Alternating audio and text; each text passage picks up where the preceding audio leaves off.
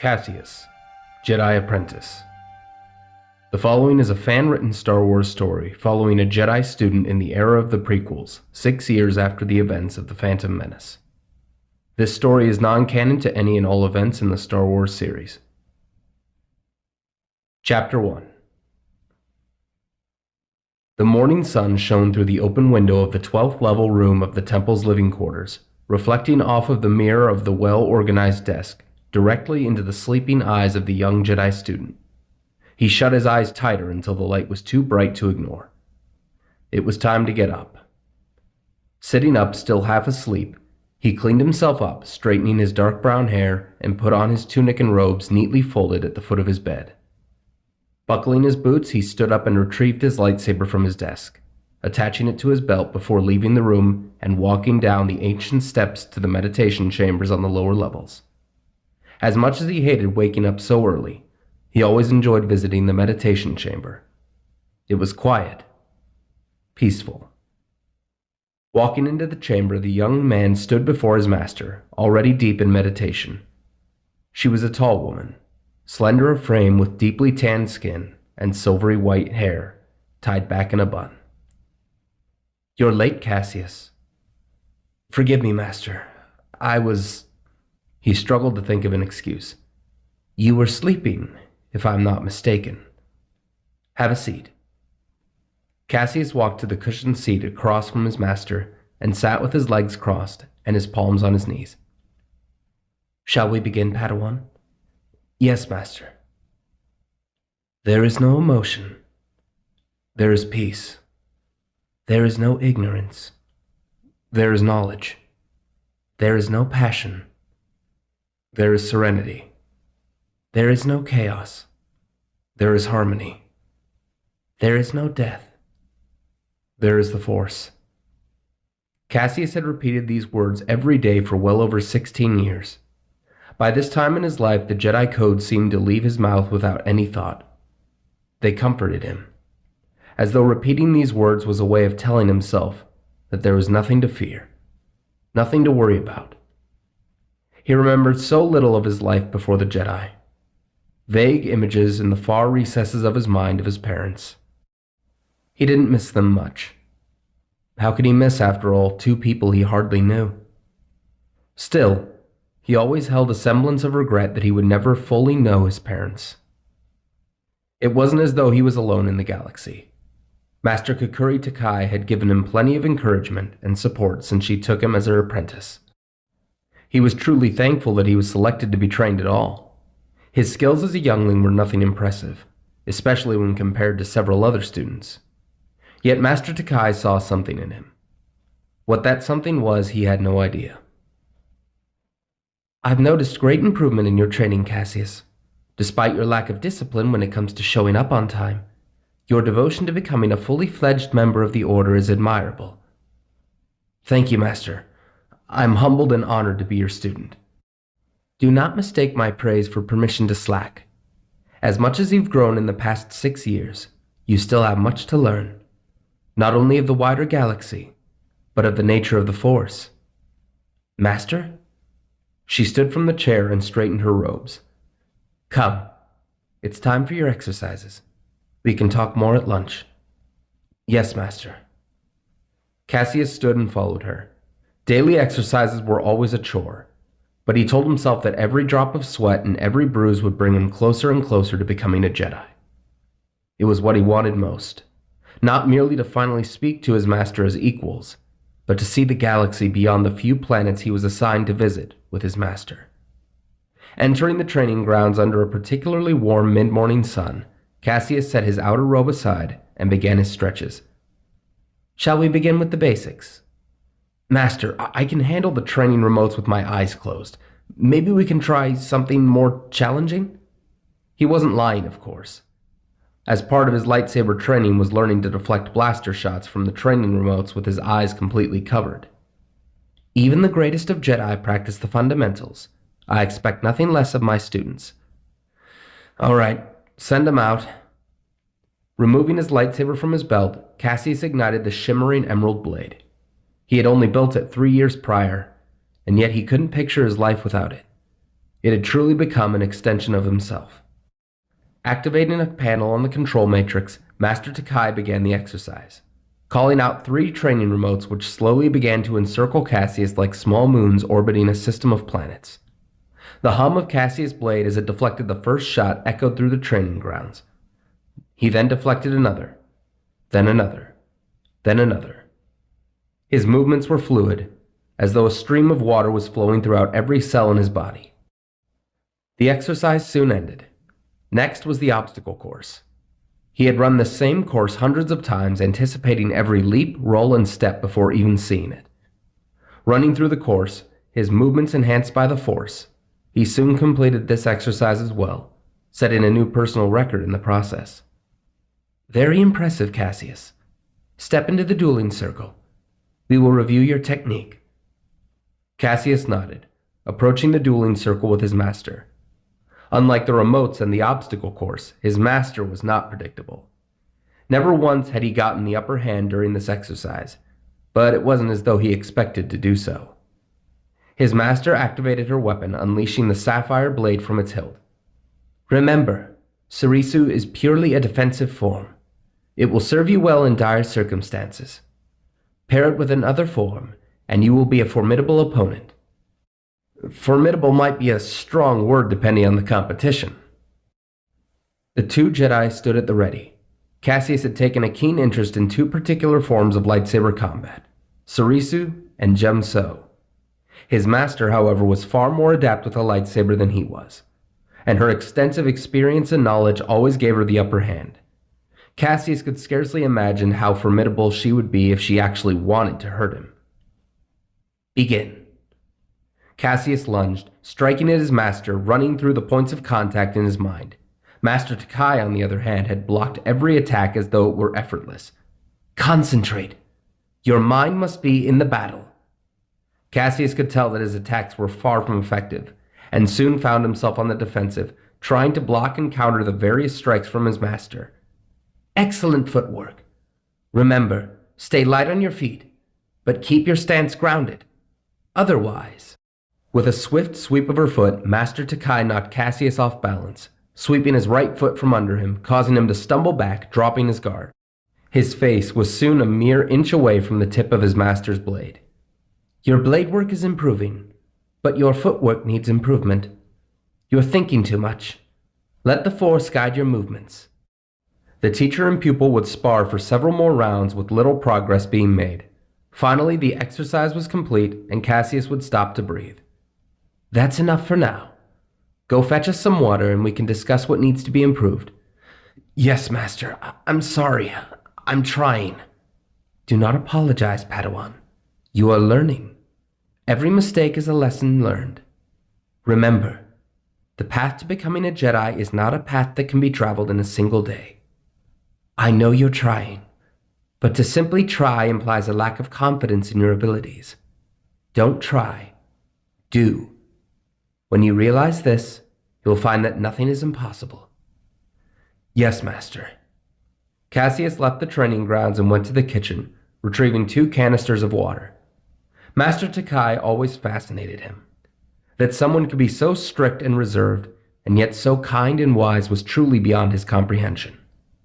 Returning to the training grounds, he saw his master in conversation with a tall Jedi with brown robes and long, graying brown hair. Caseus, come here. I'd like you to meet Master Sindralig, the temple's foremost swordsman. It's a pleasure to make your acquaintance, Padawan. Bowing, Caseus showed Master Dralig the proper respect he was taught to show every master since he was a child. It's a pleasure to meet you, Master. I've heard much about you. Caseus, Master Dralig was hoping to observe what you've learned so far. Perhaps you would be so kind as to demonstrate your skills for him. Of course. Stepping aside to the dueling circle, Caseus activated his lightsaber and began running through the Form 5 drills he had been studying. Of course, his technique was far from perfect, and he could see it in the old master's expression.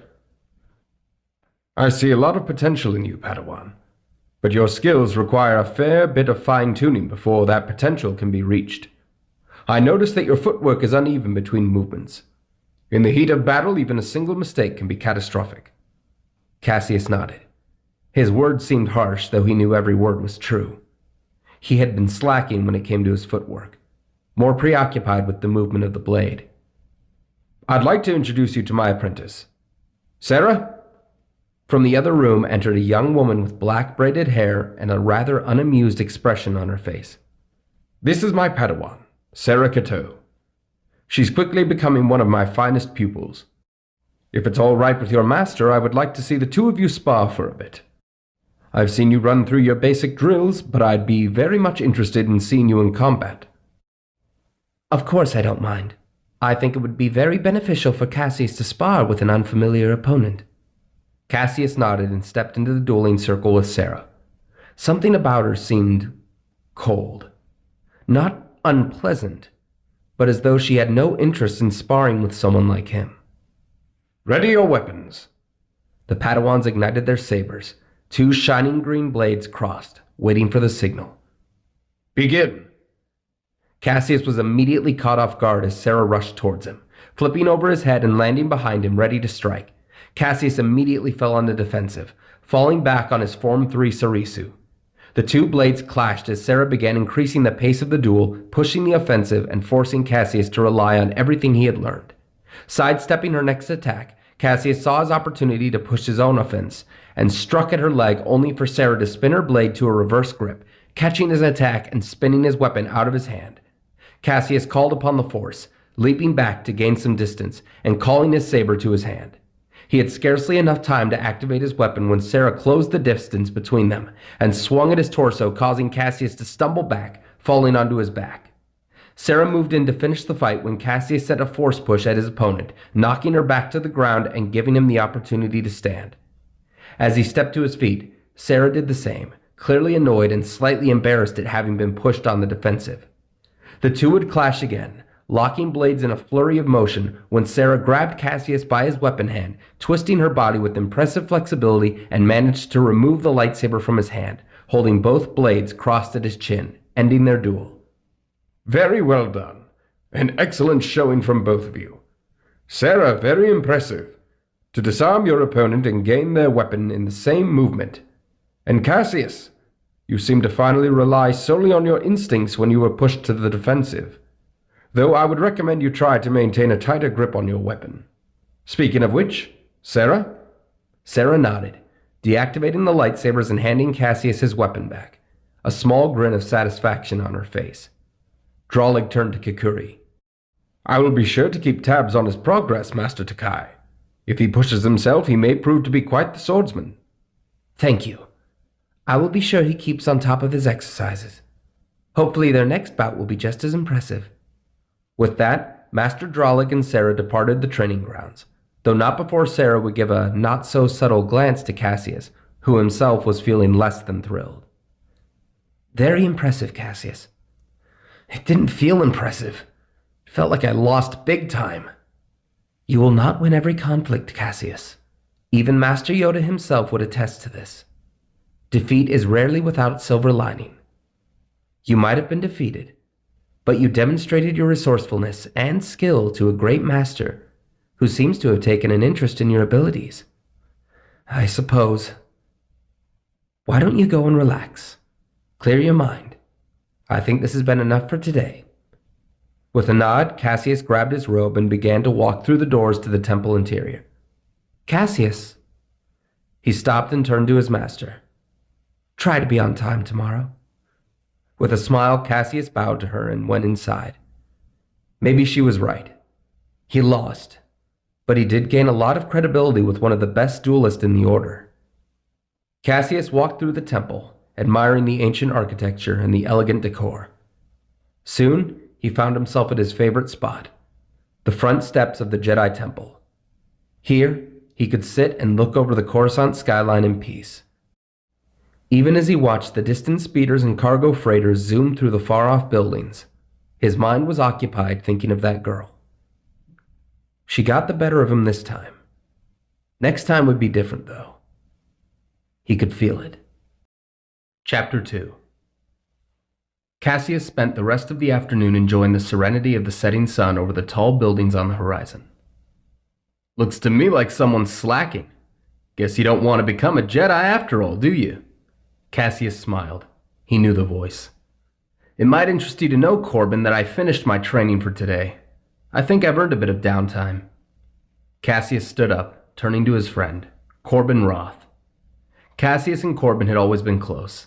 They practically grew up together in the temple, placed into the same clan as younglings. Even after they were selected by masters, they tried to stay in touch as often as possible. Corbin was a true prodigy if Caseus had ever seen one. Athletically built with a natural talent in combat, he seemed to be the poster child for what a Jedi should be. At least that's how Caseus saw it. So, how's your training going? Fine. Master Takai has sent me on a few missions, nothing too extreme. Usually I'm just observing while she does all the important stuff. Same here. Although Master Terran tends to have a more learning-by-doing approach when it comes to border disputes. Just got back from a fairly nasty situation in the Corva sector. Corva? Seems a bit far out of Republic jurisdiction.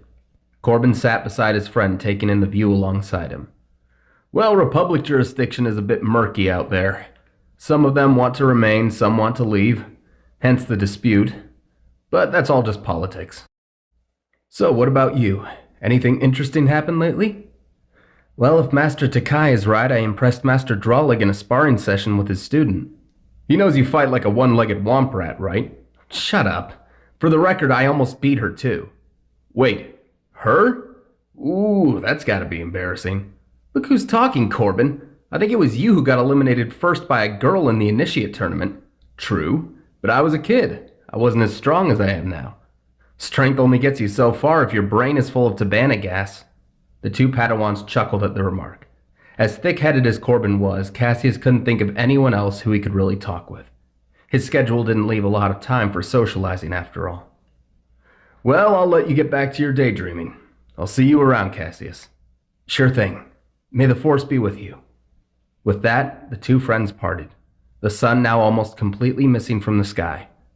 Standing up and giving one last glance to the city, Caseus walked back inside. He figured it would be best to get an early start. That is, if he wanted his master to stop pestering him about his tardiness. Walking up the steps to his room, he noticed something. A letter on his door. Training grounds. Tonight, after sundown. Caseus looked for his signature, but found nothing but what was written. It didn't seem like a letter from his master. She usually communicated in person. Any master or teacher would definitely have left a name or a more detailed message. He had his suspicions, but Caseus felt it might be worth visiting the training grounds, if only to confirm his theory. Waiting in his quarters, he watched as the last pale hint of sunlight faded from the sky, leaving only vague silhouettes of distant towers under a starry night sky. All right, let's see what this is all about. Grabbing his weapon, Caseus made his way down the stairs and silently crept out into the training grounds. Empty, silent only for the occasional chirp of a nocturnal insect in the gardens and the distant hum of speeders. Good, you decided to show up. Caseus turned around. It was Sarah, standing by the dueling circle with that same unamused disposition he had seen earlier. Sarah, right? I'm pretty sure you know we aren't supposed to be out after dark. Then maybe you should pipe down and listen. That duel earlier was a fluke. I had you beat 10 seconds in. You won that duel. Not sure what you're so upset about. You made me look bad in front of my master. Until I fought you, I've been easily taking down every opponent I've been put up against. What's your point exactly? Did you just call me out here to complain? I think that could have waited until tomorrow. I called you here to tell you that Master Drawlig is considering recruiting you for his advanced classes. Caseus was taken aback by this news. What? I thought I looked like a fool in front of him. He wants me for his advanced class? Don't get your hopes up. The advanced classes aren't something you just walk into. You have to pass a set of tests to prove yourself. And from what I saw in our fight, I don't think you have what it takes. I thought you said I made you look bad. What, are you afraid Master Drawlig will have a new top student? Sarah gripped her lightsaber. If you're so sure of yourself, come here and test your skill. No thanks. I'd rather not get into trouble for fighting outside of regulated training sessions. Oh, I see. You're scared. You afraid I'll humiliate you again? Caseus took a deep breath, trying to maintain composure. Master Takai taught me that defeat is rarely without silver linings. I don't feel I need to prove anything to you. Defeat is defeat. There is no silver lining when your opponent stands victorious. Sounds like your master is setting you up to be soft. That remark made Caseus' blood run hot. That was a step too far. Grabbing his lightsaber, he stepped across from Sarah into the dueling circle. Let's make this quick. The two Jedi ignited their weapons, green light illuminating the darkness. Trust me, this won't take long. Sarah lunged, striking at Caseus, who brought his blade up in defense, using her momentum to shift her blade away. Caseus stayed on guard, knowing deep down that he was outmatched. Sarah began striking with a flurry of swings, each one faster than before. Caseus knew he had to gain distance. Leaping from the air on top of the obstacle course, Caseus held his saber at the ready. You left the dueling circle. My feet haven't touched the ground. Besides, I think we both know this isn't a sanctioned duel. Sarah leapt to the obstacle course, ready to continue the duel. Blades sparked as each strike created a bright flash that briefly illuminated the surrounding area. Caseus was running out of footing. He looked below and saw a balance beam. Leaping below, almost falling, Caseus landed and regained his balance, just as Sarah jumped down as well. I thought you said this was going to be quick. You slipping or something? At that remark, Sarah flew at Caseus, striking at his feet, causing Caseus to leap back, avoiding her attacks, nearly losing his balance. Suddenly, Caseus spotted his opening. Sarah's foot was poorly positioned on the balance beam. Calling upon the Force, Caseus removed the end support to the beam, causing the balance beam to collapse at one end, sending Sarah tumbling back. Caseus rushed towards Sarah, only for his weapon to be pulled from his hand by an unseen force. Sarah's weapon also flew from her hand. Both weapons now held in the waiting hands of Master Takai and Master Drolig, neither appearing at all pleased. Care to explain yourselves, Padawans? You two better have an explanation for violating curfew and engaging in an unauthorized duel. The two Padawans stood, unsure of what to say. Sarah, what were you doing out here past curfew? I'm sorry, Master. It was my fault, Master, Caseus chimed in. I was upset that I lost our duel. I wanted a rematch, and things got out of hand. Perhaps I misjudged you, Caseus. Your actions have shown a lack of discipline and maturity. As for you, Sarah, we will discuss this in the morning. Yes, Master. Forgive me. With that, Master Drolig escorted Sarah away from the training grounds as Caseus turned to go to his quarters. Not so fast, Padawan. I'd like a word with you. Caseus grimaced. He was already tired and completely unsure why he took the blame for Sarah's actions. The last thing he wanted was a lecture. Yes, Master. Caseus, you're smarter than this. I know you were upset at losing that duel, but I'm quite certain you did not instigate this fight. I might as well have. She said some things to me, and I let her words get to me. And why did you not tell Master Drolig? Caseus struggled to think. Why did he take the blame? I don't know. I guess I figured I already messed up my chances at entering Master Drolig's advanced lessons. I didn't want her to lose that opportunity too. Perhaps she deserves to lose that privilege. After all, you didn't start this engagement. She made a mistake. She just got a bit too caught up in her own pride. And you told me that every mistake is a lesson learned. Maybe she'll learn something from this. Master Takai smiled, handing Caseus back his lightsaber. I'm pleased to see that not everything I've taught you is going in one ear and out the other. That was quite mature. But try not to make a habit of taking the blame. Now off to bed. We can discuss your consequences in the morning. Yes, Master. By the way, that was quite resourceful, collapsing the beam to shake her footing. Wait, you were watching? For a little bit. But again, let's not make a habit of this.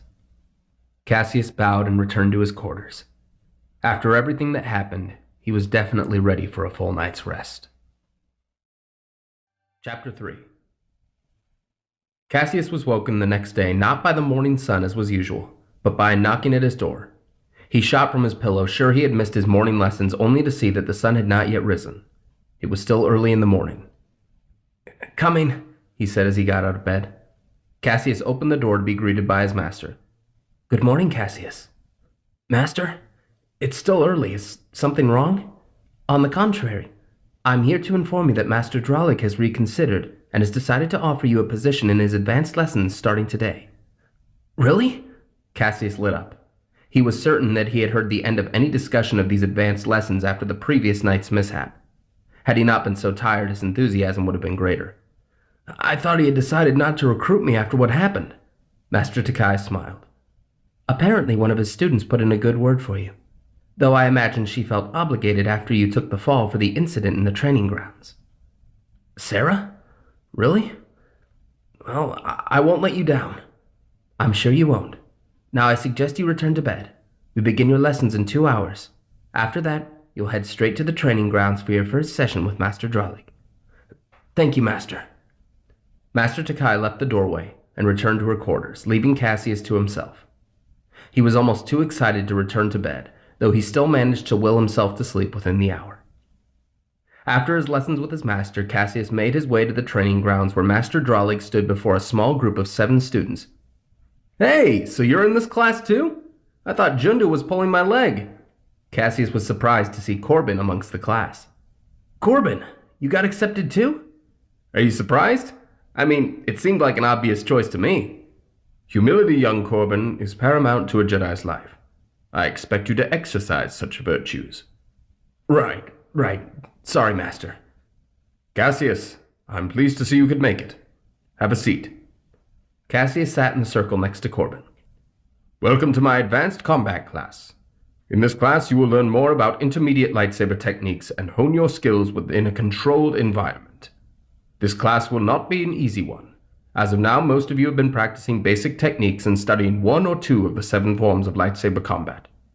In this class, however, you will study 6 of the 7 forms, and hone your abilities with each one, learning the strengths and weaknesses of each style. Your goal will be to develop a fighting style that is all your own, and plays to your dominant traits and abilities. I will not tolerate sloppy work, tardiness, or excuses. Is this clear?" The students all unanimously agreed. "Now, you are all familiar with Form 1. You are all fully aware of its strength against multiple opponents and its weakness in one-on-one combat. This month our focus will be on Form 2, known as Makashi. Form 2 is a difficult form to master, but those who do master it are rarely defeated in one-on-one situations. Makashi is the duelist form, geared towards lightsaber-to-lightsaber combat. In an age of blasters, we rarely have to rely on this form. However, you may find it beneficial to have it in your repertoire, should the occasion arise where you find yourself in a duel against an unfriendly opponent. We will begin with basic footwork. On your feet." The students all stood. The lesson began as they learned the very precise and delicate movements and steps required for this form. Caseus and Corbin struggled at first. Caseus was not the most graceful on his feet, and Corbin's larger frame made soft and precise footwork difficult. After a few hours of work, they had learned the bare basics of the form.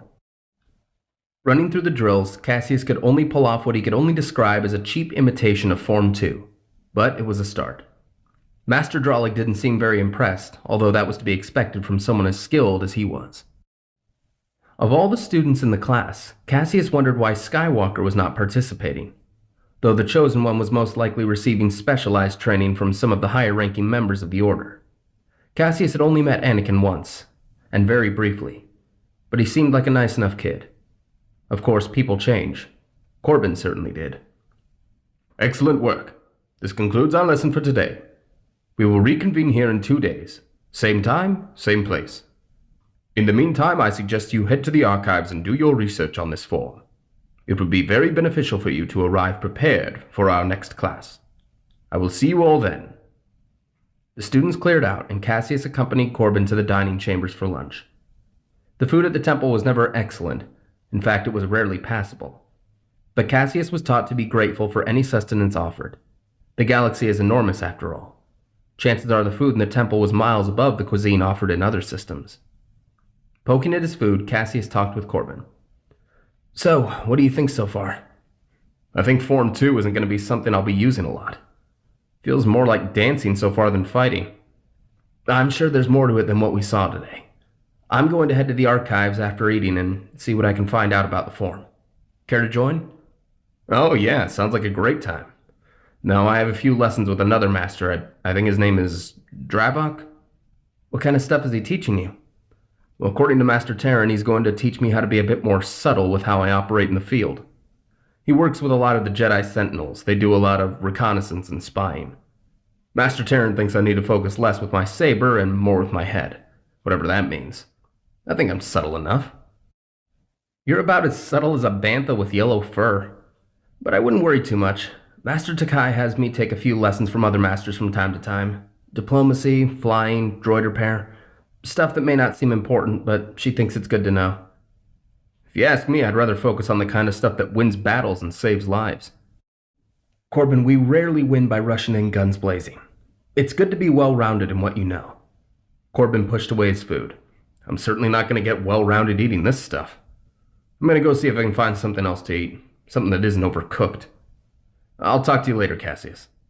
Sure thing. Corbin left as Caseus forced down the rest of his food before making his way to the archives. The archives were always such a sight to behold. So much history and knowledge, all contained in the temple. Caseus sat at one of the computers and began his research on Form 2. After about an hour, he heard a voice whisper, calling him. He turned around and saw Sarah in the corridor. Sarah? Caseus walked over to her. Look, I wanted to apologize for the other day. I guess I can be a bit jealous, angry, pushy. Watch it.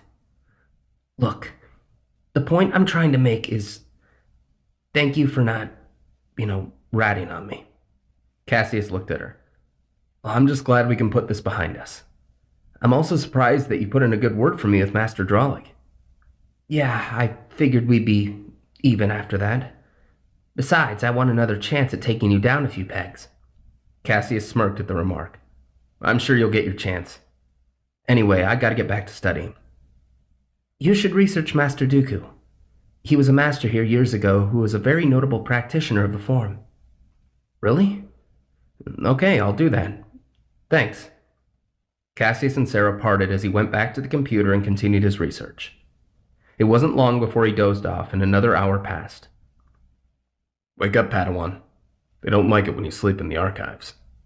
Caseus opened his eyes and turned to see a tall Jedi with dark black hair and an unkempt beard.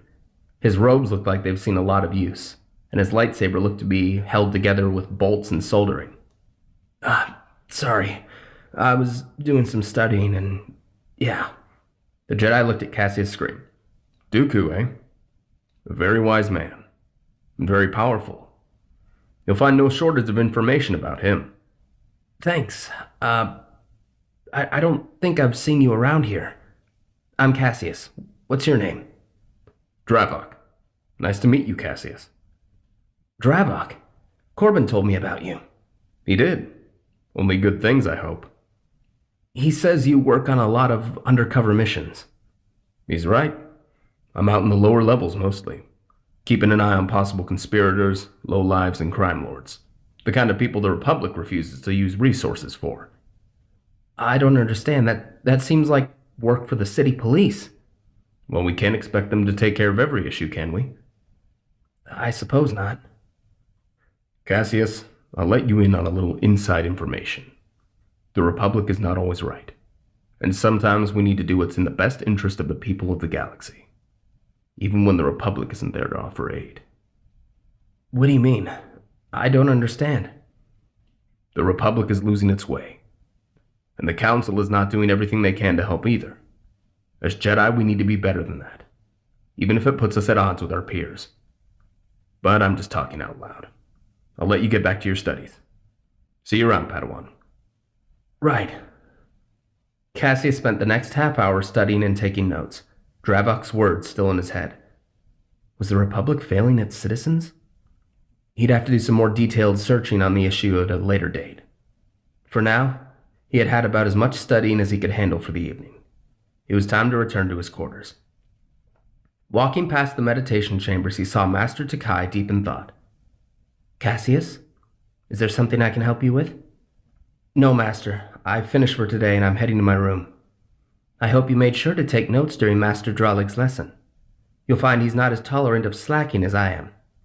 I wouldn't exactly call you tolerant, but I'll be sure not to fail you. Corbin is in the class too. He said he was being sent by his master for special training with Master Dravok. Dravok? Yeah, I actually met him while I was in the archives. He seems distrustful of the Republic and the Council. Master Takai stood from her seat. Master Dravok is a complicated man. I don't agree with many of his views, but he's a valuable asset to the Jedi Order. Corbin is in good hands. Okay, that makes me feel better. I'll see you in the morning, Master.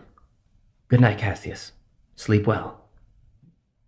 Caseus returned to his room and sat in his bed, the sun once again casting its fading light against the darkening sky. He looked forward to his next lessons. Chapter 4. The following weeks of training were far more strenuous than Caseus originally anticipated. Master Takai had begun teaching Caseus more advanced techniques and skills, frequently sending him to other masters in the temple for lessons on flying, negotiation, and basic repairs for droids, starships, and speeders. On top of this, Master Dralig's lessons on Form 2 combat were drawing every ounce of energy he could muster, and still he was expected to continue researching for hours on end about the ins and outs of the form. By the end of the month, however, Caseus saw noted improvements not only in his technique, but his balance and control. Even Corbin showed significant growth in his skills and his patience. Caseus figured that Master Dravok's lessons must have accomplished something. On top of everything else, Sarah seemed less confrontational around Caseus, though she would happily correct his technique every chance she could. After a particularly grueling session under Master Dralig, the students were dismissed and Caseus and Corbin had enough free time to relax on the temple steps. The sooner we move on to Form 3, the better, said Corbin. Caseus agreed. Yeah, at least I have some experience in that style. Knowing Master Dralig, he'll find a way to make the lessons just as difficult. So, what kind of stuff have you been learning from Master Dravok? Lots of things. He says the most important thing to learn in his area of work is patience. There's so much waiting involved when you're trying to catch criminals in the act. I didn't see it personally, but he says that there are some pirates in the lower levels smuggling dioxis into the city. Dioxis? That stuff is lethal. They could cause a lot of trouble with that kind of poison. Well, he says that the Senate has been informed and security is tightened like crazy, but if anyone can put a stop to it, he can. The guy has definitely seen his fair share of action, I'll tell you that. Yeah, I picked up on that by just looking at him.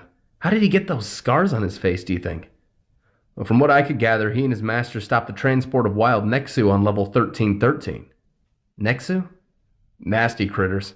Lots of eyes, even more teeth, razor-sharp claws. They stopped the transport, but the Nexu got loose. Carved them up pretty good. But they put an end to them. Why would they have been transporting creatures like that? All kinds of reasons. Some high-level crime lords like to keep them as pets. Some use them for sport and pit them against other creatures. The worst is when they use them for executions. Ugh, I'd hate to be on the receiving end of those teeth. No kidding. So what's the news outside the Republic? Are they still keeping an eye on the Viceroy? More or less. Ever since their trade federation was shut down after the Naboo invasion, Newt Gunray's been keeping a pretty low profile. I doubt he's turned a new leaf, but I don't think many in the Senate see him as much of a threat anymore. I heard that Queen Amidala is considering joining the Senate once her term is up.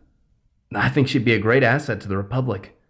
That whole business on Naboo really strengthened her people's trust in her. Personally, I try to keep out of politics. Just complicates things and holds back real progress. Real progress? Yeah. Think about it, Caseus. We're supposed to help people, right? No matter who they are or what they believe. But the Republic sets up rules for us to follow on who we're allowed to help and when. By the time we're allowed to take action, sometimes it's too late. We shouldn't be subservient to the Republic's rules on which people deserve help. On some level, I agree with you, but our allegiance is to democracy, the rights of all people to be free and make their own way in the galaxy. Right now, the Republic is the best option we have. As long as they're keeping peace in the galaxy, we should aid their efforts however we can. Yeah, maybe. I gotta get going. I have another lesson pretty soon. Okay, see you later. Corbin left Caseus sitting alone. Just as he began to take in the scenery, his comlink began to beep. Picking it up, Caseus answered. Hello? Caseus, report to your quarters immediately and do not leave until further notice. Master, is something wrong? Do as I say, Caseus, that's an order. Without another word, Caseus got up and returned swiftly to his room, feeling extremely confused. Sitting on his bed, he wondered what in the world was happening that he had to report to his chambers with no explanation. After an hour, there was a knock on Caseus' door. Come in. Master Takai entered his room and stood in front of him, a very grim look on her stern face. Master, what's going on? The temple is currently under lockdown. What? Why? Temple security located a Dioxys bomb planted in the archives. Are you serious? Who put it there? We are trying to figure that out. Master Dravok is currently working with the temple security to discover the identity of the culprit. As of now, the bomb has been deactivated, and the evidence is being turned over to city security for further investigation. You and the other students are to remain in your quarters until we can determine that no other bombs have been planted. What about the security recordings? Did they catch the perpetrator? We have our temple security looking through the recordings, but whoever perpetrated this attack has managed to evade being spotted. What's more disturbing is that we currently have no suspects. Who would try to attack the temple? I know we have enemies, but who would attempt to strike here at the center of the order? Caseus, oftentimes the threat within is greater than the threat on the outside. You think a Jedi might have done this? I don't know, Caseus. I don't have any answers. I must report to the younglings and ensure that they stay safe. In the meantime, I urge you to clear your mind and wait here until you're called. Yes, Master. Within the hour, Caseus and the other students were summoned to the briefing chambers and told what had happened. Dravok was there with a few members of the High Council. An attempt on the safety of our temple has been thwarted. Who perpetrated this attack, we cannot say. But we must thank the Force that no one was hurt. My team and I recently discovered that Dioxys weaponry was being traded in the lower levels of the city. We were under the impression that we prevented these weapons from being sold to dangerous individuals. Unfortunately, it appears as though several deadly canisters of Dioxys have eluded us and made their way into dangerous hands. Rest assured, we will not rest until each one has been recovered. In the meantime, I strongly recommend caution to all. Constant vigilance is key to your safety and the safety of your fellow Jedi. Please return to your normal lives, and may the Force be with you all. The meeting was adjourned, and those in attendance swiftly returned to their normal duties. Caseus walked with Corbin as they made their way to the training grounds for their lessons. Who in the right mind would want to try to attack us here? They're either brave or stupid. Well, the two aren't mutually exclusive. I mean, you're a prime example of that.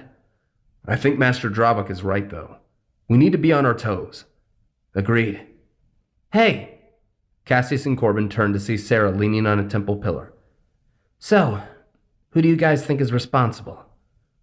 No clue, but it has to have been someone with real hatred for the Jedi. Well, that doesn't narrow it down much. It would also have to be someone who knows the temple inside and out to be able to evade being captured by the security cameras. I talked to Dravok about that before the briefing. According to him and Master Dralig, that could be a number of people. Every temple guard and everyone working security is going to be brought in for questioning. Wait, what about Dravok? You don't think he had anything to do with this, do you? It couldn't have been Dravok. He was in the lower levels when it was planted. It has to have been someone else. Someone with ties to the underbelly of the city. Well, we can talk about this later. We should get to Master Dralig's session. The three pupils then made their way outside to the courtyard where Master Dralig was waiting. I sincerely hope you have all done your research. Your skills in Form 2 will be tested today, before we begin our studies on Form 3. Recent events have caused a commotion in the temple, but you will be expected to continue your studies while our security deals with things. The Padawans nodded and sat in the circle. I'm fully aware that none of you are masters of this form. This class is not about mastery of any one form, but gaining a deeper knowledge of each one. Each of you has shown a competent knowledge of Form 2 thus far. Today you will be pitted against each other, utilizing what you have learned. Corbin, Caseus, perhaps the two of you would be so kind as to be our first volunteers? Caseus and Corbin nodded, stepping into the dueling circle. Caseus was excited. The last time he sparred with Corbin was years ago when they were younglings, learning the bare basics of wielding a lightsaber. He was curious to see how this fight would turn out. Caseus, Corbin, ignite your weapons. Corbin and Caseus both switched on their sabers.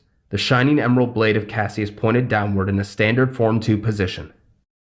Corbin took his stance with a signature Makashi salute, his deep indigo blade humming with energy in front of his face. Ready? The two pupils nodded. Begin! Corbin and Caseus began circling each other as two predators would in the jungle, each waiting for the precise opportunity to strike. Corbin would be the first to strike, quickly angling his blade in a swift cut toward Caseus' feet. Caseus swiped his blade down in response, catching the blade before it could make contact. The two sabers began striking each other with deft accuracy and precision. Caseus kept his mind calm. There was no fear in his mind, nor in Corbin's. They knew each other too well to be intimidated by the other. Caseus swiftly stepped to the side and struck at Corbin's arm, who countered with a surprisingly graceful riposte, blocking the attack and attempting to spin Caseus' blade from his grip. Caseus was smart enough to notice this and swiftly countered, turning his wrist and countering with a stab to Corbin's torso, which he evaded, breaking the engagement. The two continued back and forth, neither gaining the advantage until Caseus clashed blades with Corbin and quickly angled his blade downward towards Corbin's wrist, forcing him to drop his weapon. Excellent work, you two. I will be sure to inform your masters of this impressive performance. Have a seat. Corbin and Caseus bowed as they sat, listening to Master Dralig's lecture as he called up other students to participate.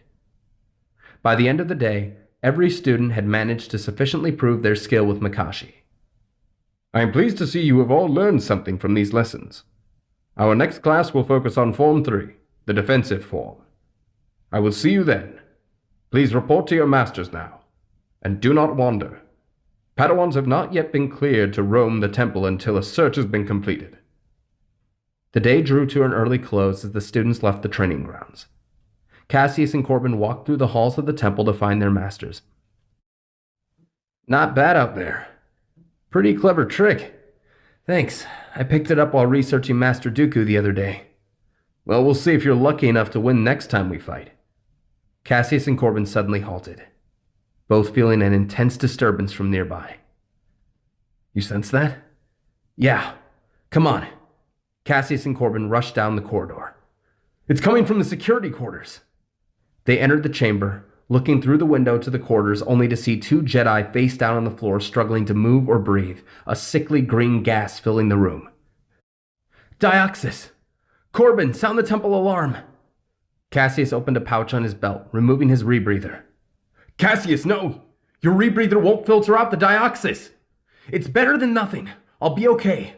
Just sound the alarm and be ready to seal off this door. Caseus attached his rebreather and rushed in, the Dioxis immediately burning his nose and eyes. Grabbing the two Jedi, he pulled them out towards the doorway, his breathing quickly becoming shallow and labored as his vision grew blurry. Before he could reach the door, it sealed up. Caseus panicked, his breath quickly failing as the Dioxis gas filled his lungs. He collapsed. As his vision began to fade, a blue blade of light cut through the door and a shadow walked towards him before everything went black. Chapter 5. Don't crowd him, Corbin. Give him some space. Is he gonna be okay? He'll live, but he's lucky. A few more seconds in there and he would have been beyond our help. Caseus groaned, opening his eyes to find himself in the medical bay of the Jedi Temple. Several devices attached to him, and an oxygen mask placed over his mouth and nose. Caseus! Corbin went beside his friend. Corbin, that's enough. He's still very weak. Master Takai walked to the foot of his bed. Master, how long was I out? Almost 2 days. Caseus tried to sit up, still feeling the effects of the poison. No, you stay still. You're in no shape to be up. The Jedi, in the analysis room. What happened to them? Are they okay? I'm afraid one passed away before we could save him. Master Dravok entered from the other room. Master Suka's body was moved to the burial chamber. He has passed on into the Force. Caseus felt terrible. He couldn't save him. What about the other? Master Silvios is alive, but his vitals are unstable. He's currently being kept under close supervision in critical care. I should have acted faster. It was foolish of you to act at all, Caseus. You nearly got yourself killed. If I hadn't been nearby, I'm sorry, Master Dravok. But I couldn't just let them suffer. Caseus, your actions were rash. But you did save Master Silvios. I'm sure he will be extremely grateful to you when he recovers. Caseus nodded. His head was still quite fuzzy. How long am I going to be in here? The doctors want to run a few more tests and give you a few days more to recover. I'll be sure to visit daily to check up on you. In the meantime, you should rest. I won't be far if you need me. Master Dravok and I must report to the council now. It's possible we may have a lead on who's behind these attacks. Thank you, Master. Please, keep me informed. The two masters left, leaving Corbin and Caseus alone. Of all the stunts I've pulled as her student, this one might have been the dumbest. Hey, it's like you said. Stupidity and bravery aren't mutually exclusive. I'm surprised you made it as long as you did. Yeah. There's something I'm wondering, though. The door closed on me before I could make it out. What happened? I don't know. I was holding the switch to keep it from closing, but something shut it. I tried to get it to open before Master Dravok arrived and cut through it. Caseus began to speak when the door opened and Sarah walked in. You're awake. I was beginning to think we'd never get that rematch. How are you feeling? Terrible. I wasn't able to save Master Suka. Well, what's done is done. You can't change that. We should just be thankful you were able to save Master Silvios. Although some of the masters think it was a pretty boneheaded move on your part. Hey, lay off! He was trying to save them! What? I didn't say I thought it was stupid. I would have done the same thing. Anyway, I'm glad you're okay, Laserbrain. That was pretty noble. Thanks, guys. Go on. I'll be okay. I just need to get some sleep. Okay, we won't be far if you need us. The following few days were difficult for Caseus as he recovered. Master Takai came every morning to teach, even though physical activity was out of the question. Aside from being confined to his bed, Caseus was most upset that he was missing his lessons with Master Dralig and the other students. After 6 days, Caseus was cleared to leave and return to his training, albeit under supervision to ensure that there were no lasting effects. 1 week after the attack, Caseus noted that security around the temple had tightened immensely. Temple guards were now stationed at every entrance. Only fully trained knights and masters were allowed to leave, and even then they were searched upon return to the temple. This meant Caseus was unable to enjoy his free time by the temple steps, which upset him more than he cared to admit. As Caseus walked to the meditation chamber, he saw not Master Takai, but Master Dralig and Sarah. Caseus, given your recent stay in the medical wing, you've missed 3 classes, and are now behind on your Form 3 lessons. However, given the circumstances, I have decided to give you a few personal sessions to help you catch up. Sarah here has volunteered to be your sparring partner during this time. Given your little squabble a while back, I'd like to remind you two to keep these sparring sessions civil. Of course, Master. Thank you. Now let's head to the training grounds. The 3 of them made their way outside, and Master Dralig began his lecture. Your master has informed me that you have already received a fair bit of instruction in Form 3. Be that as it may, we will start with the basics to cover our bases. Understood, Master. Form 3 Sarisu is a purely defensive form, developed during an age where blasters became the primary weapon a Jedi would need to defend against. When one masters Sarisu, taking it to its highest level, said master is nearly untouchable. The primary goal of Sarisu, should you encounter an opponent wielding a lightsaber, is to allow your opponent to wear themselves out, until an opening is found. Now, assume the stance. Caseus stood, taking a traditional Form 3 stance, keeping his lightsaber in a guarded position. Throughout the lesson, he would go over much of what he already knew in regards to the blade work and footwork. There were a few new things he learned. For one, he never realized how passive the form truly was. It wasn't just about deflecting attacks, but directing them away in different directions. Running through the drills, the form began to feel far more fluid than ever before. In a strange way, it was almost soothing, like he was gently batting aside every problem in his life. All his concerns about the temple and its safety seemed to fall to the back of his mind with each movement of his blade. Good, Caseus. Now you will spar with Sarah, utilizing what you've learned so far. Caseus nodded and looked at Sarah, who was already in the center, eager to start. Both Padawans activated their weapons, Caseus assuming his Sarisu stance and Sarah positioning herself in a Form 4 position. Caseus calmed his mind, taking slow, deep breaths and readying himself. Begin! Sarah flew towards Caseus, slashing at his shoulder with frightening agility. Caseus quickly moved his blade upward, deflecting her saber before bringing it back down to deflect another attack at his legs. This duel felt a lot less tense than their previous encounters, though he could tell Sarah wanted to win. It was etched into the intensely focused look in her eyes. Concentrate, Caseus. Be mindful of your footwork. Your defensive prowess means nothing if you are caught off balance. Caseus nodded, keeping his footing balanced and light. Sarah came forward again, sweeping her leg trying to knock him off balance. Caseus avoided her sweep and jumped back, keeping his guard up as Sarah quickly shot back into position, slashing at his left shoulder. Caseus blocked as the fight continued over several minutes. With each block, Caseus could see a clear pattern in her attacks.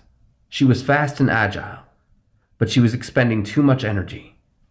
Finally, as Sarah lunged once more for an overhead slash, Caseus saw his opportunity, deflecting the blade off to her side and swiftly moving his blade in front of her face. That's enough. Well done, both of you. Caseus, you seem to have a natural affinity for this form. I believe you may have found a form suited to your skills.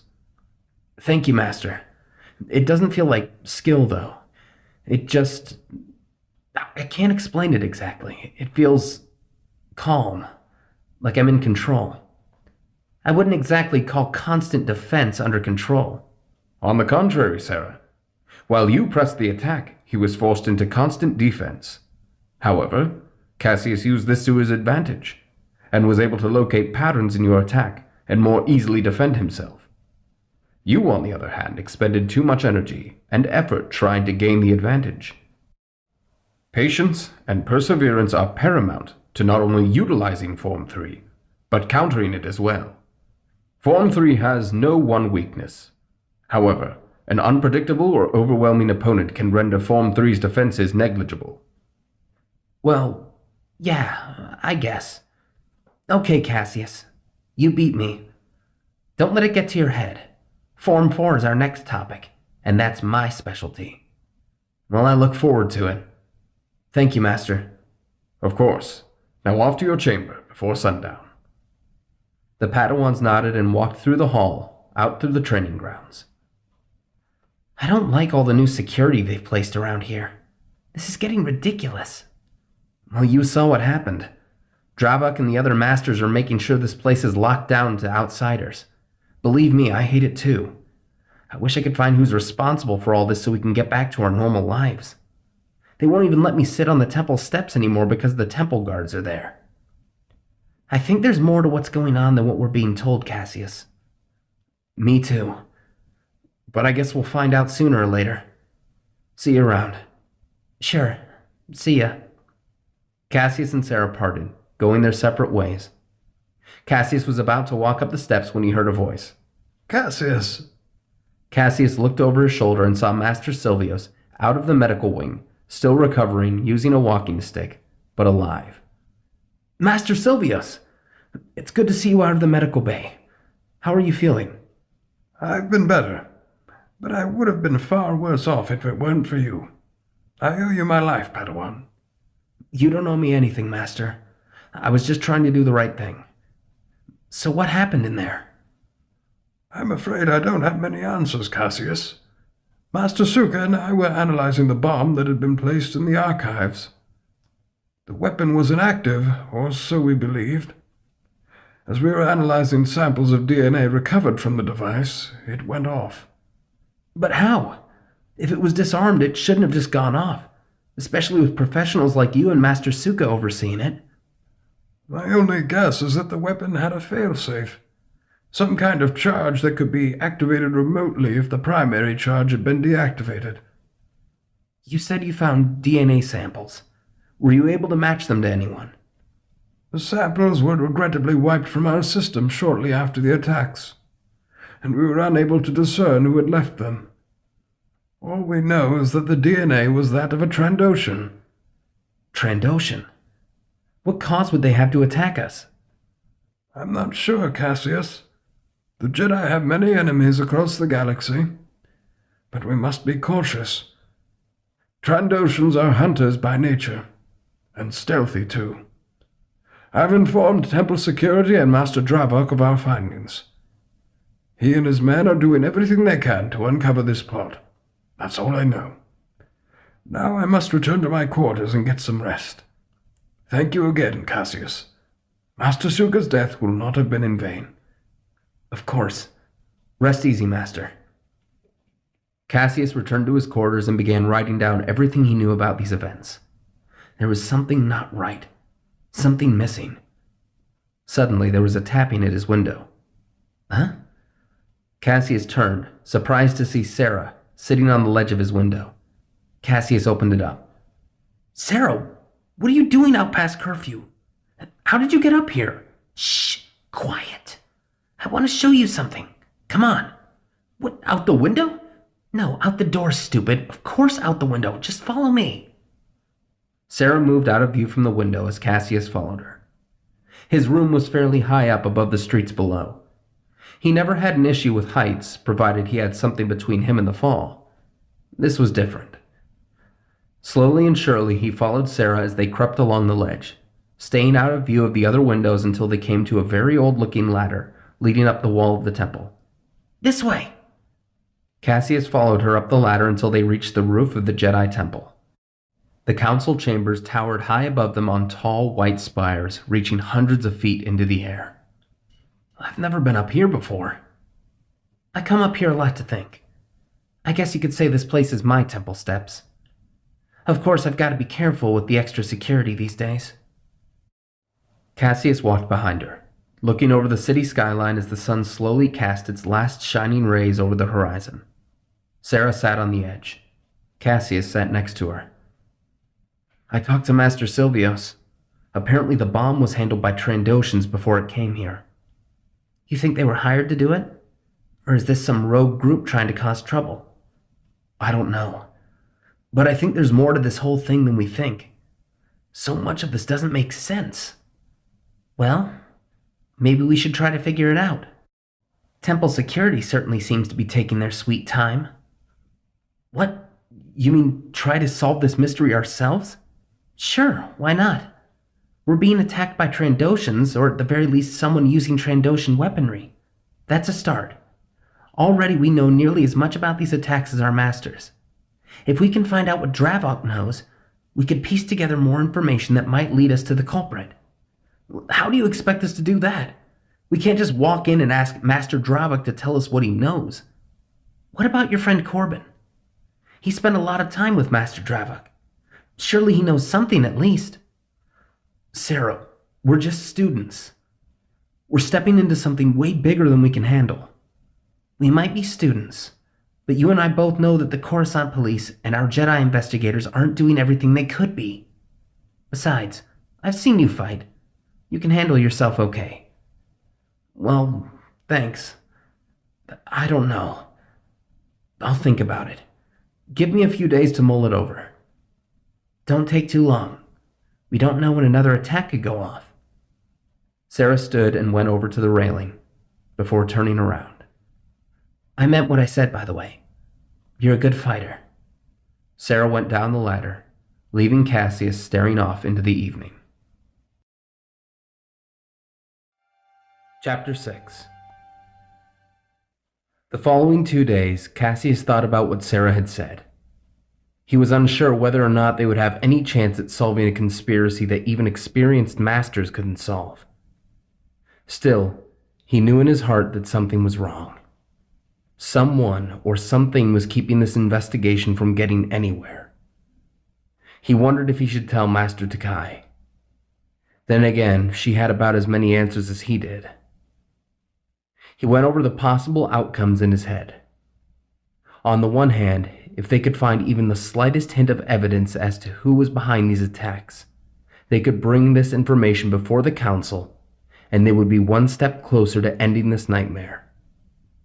On the other hand, if something went wrong, they might not live to see the culprit brought to justice.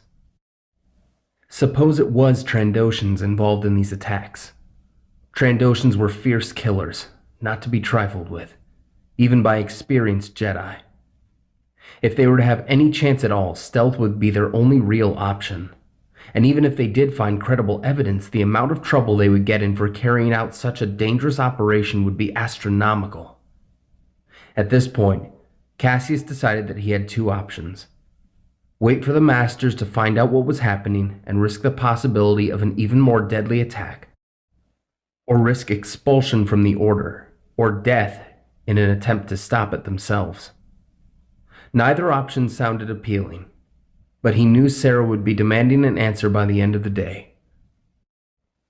Caseus went to his morning lessons with Master Takai, trying to meditate, trusting that the Force would show him the right path. Master Takai could sense his unease. You seem troubled, Padawan. Is something on your mind? I'm fine, Master. I'm worried about everything going on. Do you think the Council is doing everything in their power to figure out who's behind all this? You must trust the Council, Caseus. They have their top investigators looking into every possible lead. Dravok himself has been working day and night without sleep trying to get to the bottom of this mess. I know. Everyone is telling me to trust the people in charge, but what if it's not enough? I know Dravok is trying, but it's been weeks and we have no leads and no idea when the next attack could be. I don't think we're doing everything in our power. Caseus, that's absurd. Is it? Our own temple is no longer a safe place, Master. And I can't shake this feeling that something terrible will happen if we don't act fast. Maybe Dravok could use some help. If you're suggesting trying to get involved in this investigation, it's out of the question, Padawan. You have neither the skills nor the experience necessary to solve this case. Well, maybe not. But at least I wouldn't be sitting around waiting for more Jedi to be killed. What if it were me who had died, Master? Would you just continue to meditate and go about your business while my killer was roaming free? Caseus! Her sudden change in tone silenced Caseus immediately. Do you think I'm not worried about what's going on? Do you think that I wouldn't be devastated if you had died in that attack? I have raised and trained you day in and day out, not simply because it's my duty to the Order, but because I care about you. I want to see you grow to become a greater Jedi than myself. If you had perished in that attack, I wouldn't have been able to forgive myself. Caseus looked at his master, her head bowed down, silvery white locks of hair cascading over her tan face. Finally, she looked up at Caseus. One day, Caseus, you too will be a master, training a young student.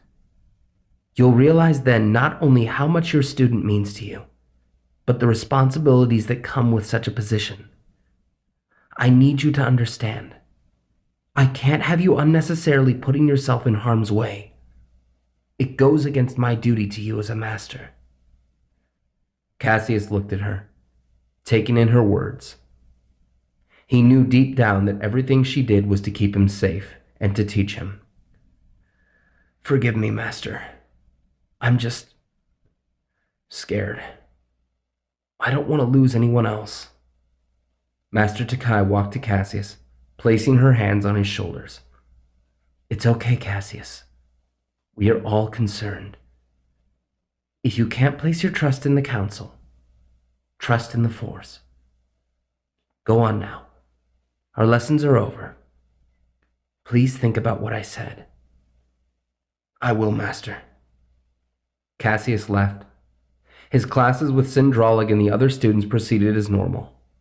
Their lessons in Form 3 were growing more difficult and tiring, but Caseus did his best to stick to what he was being taught.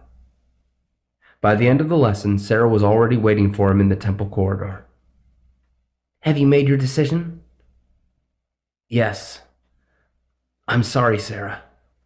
I can't get involved. I don't think you should either. The risks are just too great. We can't take this on ourselves. Sarah frowned. So what? You think we should just sit around and hope this all blows over? I think it's best to let Dravok and his men take care of this. I don't like it either. But I just don't see anything we can do to help. We'd only make things worse. How could things get any worse? Look around, Caseus. No one here has any idea what's going on. And if they do, they don't trust us with the information. I won't sit here and do nothing. If you don't want to help, that's fine. But when we inevitably face another attack, just know that we could have done something about it.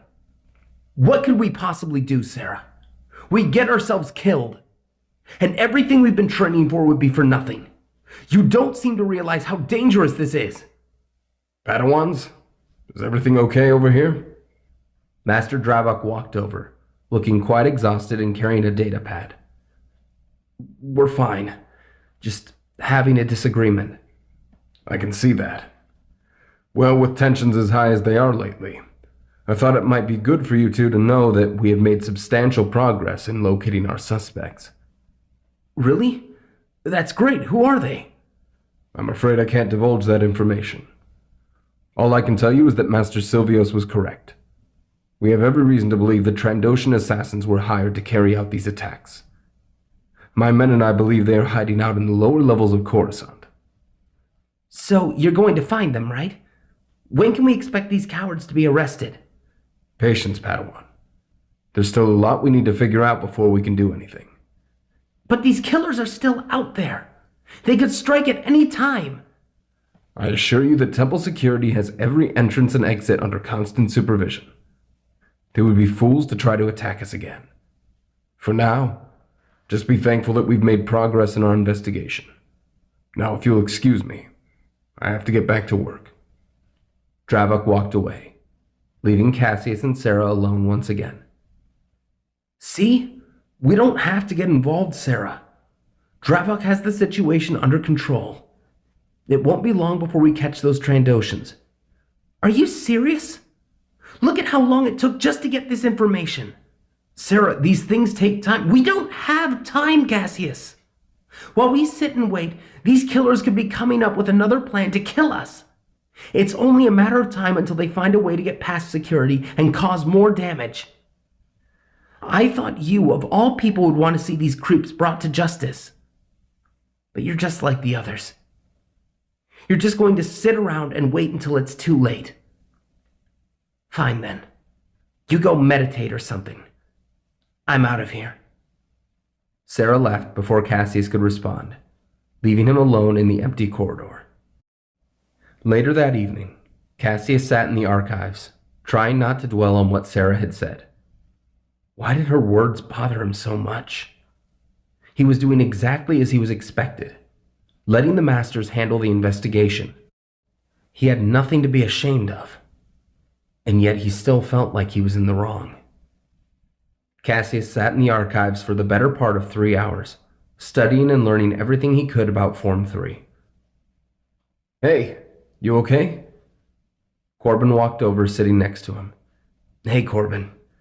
Yeah, I'm fine. Just got a lot on my mind. Yeah, I hear you.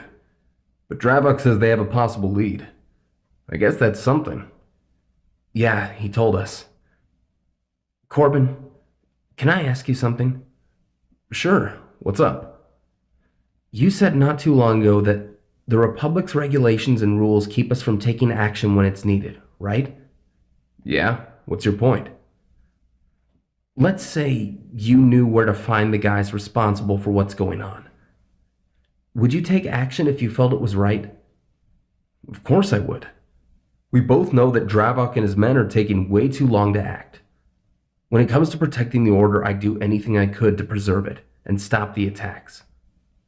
You wouldn't be worried or scared that you might get caught or killed? Well, yeah, of course I would be. But we're Jedi, Caseus. We have a responsibility to do what's right, even if we're scared. What would be the right thing to do, though? What would you do if you knew where they were hiding? I don't know. I'd probably tell the Masters. But if the situation was dire, I'd probably take matters into my own hands. Why are you asking these questions anyway? I don't know. I guess I'm coming up with scenarios in my head. Maybe I'm just tired and thinking nonsense. Well, to be fair, you do look pretty tired. Maybe you should go get some sleep. Curfew will be active in less than an hour anyway. Caseus looked at the time. Yeah, you're right. I'll see you tomorrow, Corbin. Caseus left the archives and began walking to his chambers. As he walked, he spotted Master Dravok speaking in his comlink. Listening in, he could barely make out a few words. Dioxys and 1313. 1313. Is that where they are? Caseus thought to himself. A part of him wondered if he should tell Sarah. No. The last thing he needed was to give her an excuse to leave the temple on what could be a wild bantha chase. He decided to leave the investigation to Dravok and went upstairs to his quarters. Lying down in bed, looking at the distant lights of the city, he couldn't think about anything else except resting.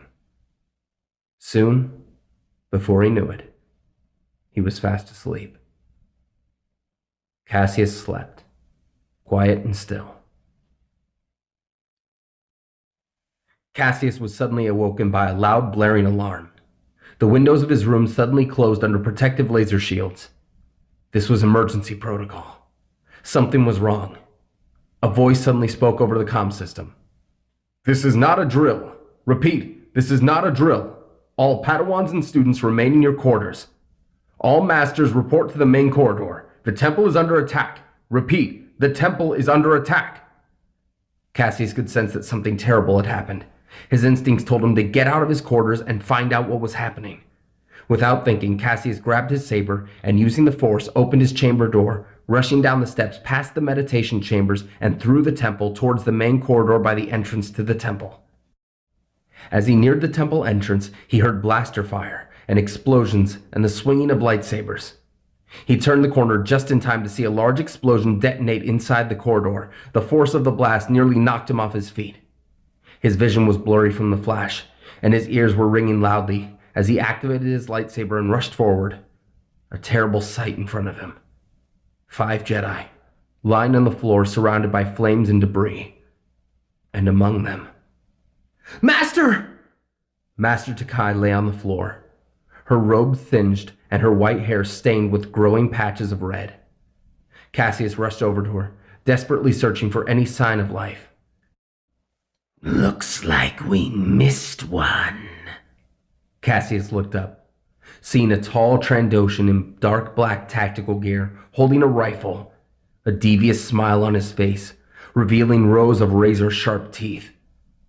Cassius reached for his lightsaber, only for the assailant to fire at his weapon, blasting it from his hand. None of that, child. The Trandoshan aimed his weapon, only for a silvery blue blade to fly out, slicing through the Trandoshan's hand. The creature let out an ear-piercing shriek as Master Takai held out her hand, having thrown her saber to disarm him. Master! She didn't respond. She collapsed once again, the life slowly fading from her as the Trandoshan grabbed his blaster with his remaining hand, pointing it at Cassius. Die, Jedi! The blaster fired 2 shots, which were immediately blocked by a deep blue blade, as Dravok rushed in front of Cassius, reaching out with the force and gripping the Trandoshan by the throat, a raspy, gurgling sound escaping his throat. Several masters showed up immediately, holding their sabers at the throat of the creature before apprehending him. Cassius, get out of here! No! I won't leave her! Two temple guards rushed to Caseus, grabbing his arms and dragging him away from the scene, screaming and calling out to his master. They threw him into his room and activated the security doors, keeping him from escaping before running back to the temple entrance. Caseus yelled for them to come back, trying in vain to open the doors to no avail. He was in shock. He couldn't comprehend what had just happened. And there he sat, screaming in anger, throwing his items against the door. Within 20 minutes, two guards came to his room. "Where is she? What happened?" "Be silent, Padawan. Come with us immediately." The guards escorted Caseus to the council chamber, where Master Drollig stood with Sarah, Corbin, and several other students. "Caseus, are you okay?" Sarah rushed to him with Corbin in tow. "What happened?" "There was an attack. It was the Trandoshans. We need to stop them. Now!" "Silence, Caseus. No one is leaving this room until the temple is secure." No! I need to see my master. She's hurt. She's dying." "The injured are being tended to as we speak. Running off will not accomplish anything." Caseus yelled and slammed his fist against the wall, tears of anger streaming down his face. "Caseus!" Sarah put her hand on his back, trying to calm him. "Caseus, calm down. It's going to be okay." Caseus looked at Sarah, his eyes filled with pain and sadness as he collapsed with his head buried into her shoulder. Corbin and Sarah both sat by him, comforting him as Master Drollig tended to the younger students. 2 hours passed, and Caseus had finally managed to collect himself enough to tell Corbin and Sarah everything that he saw. Soon, the council door opened, and several guards began escorting the Padawans to a safe location.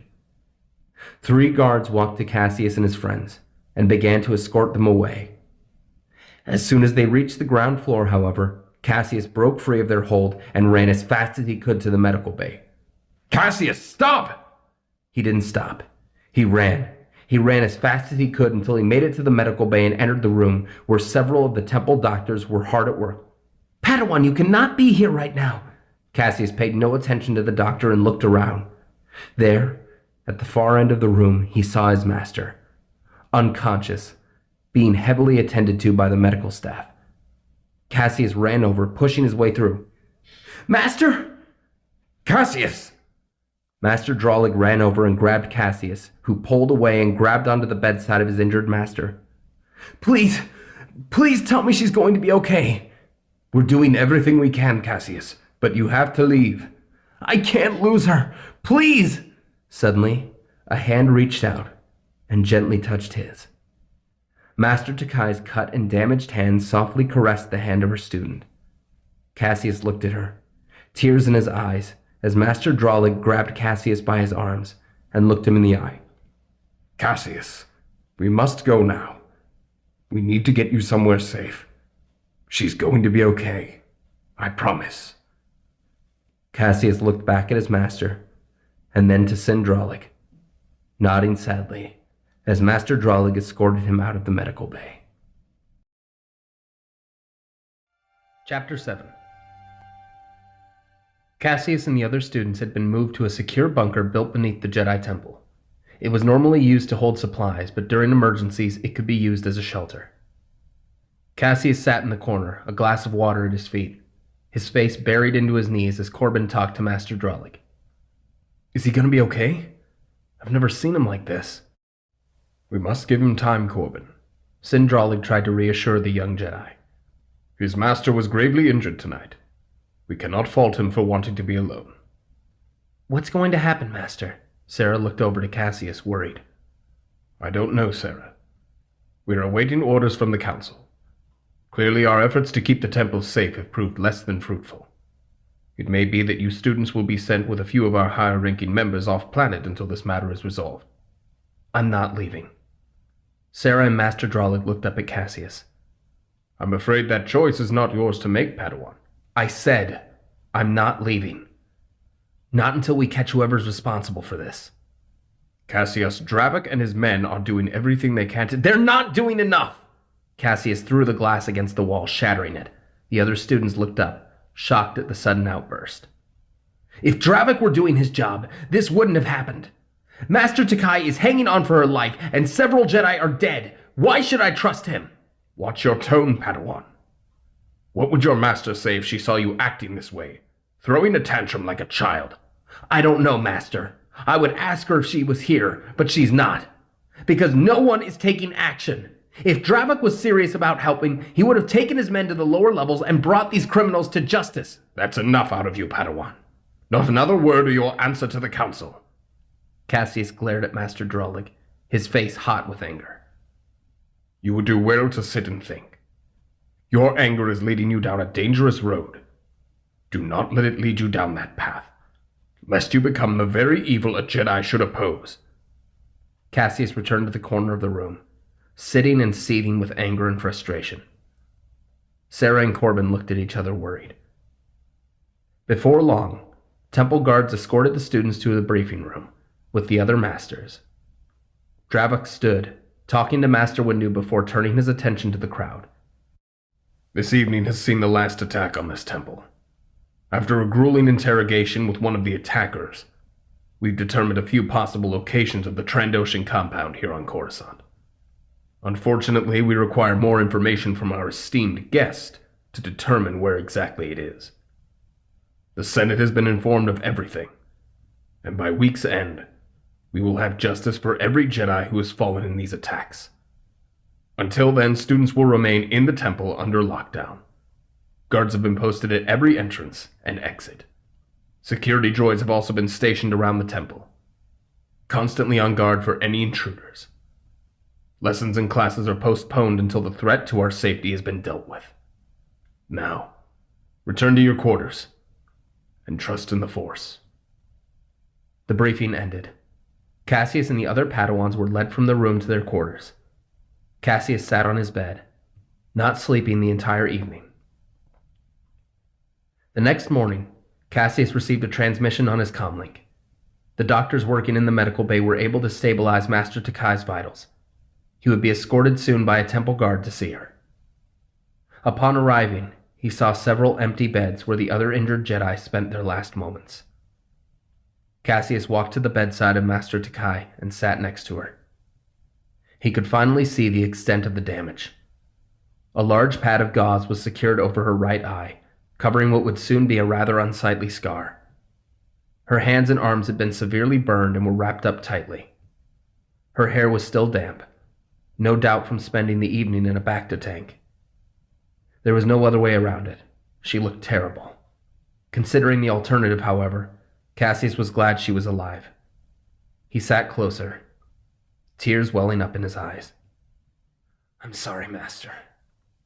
I promise. I will figure something out." As Caseus sat, a hand rested on his shoulder. Caseus looked up and saw Sarah with Corbin close by. This is terrible." "I'm sorry, Caseus." "Sarah, Corbin, I think we need to do something." What do you mean?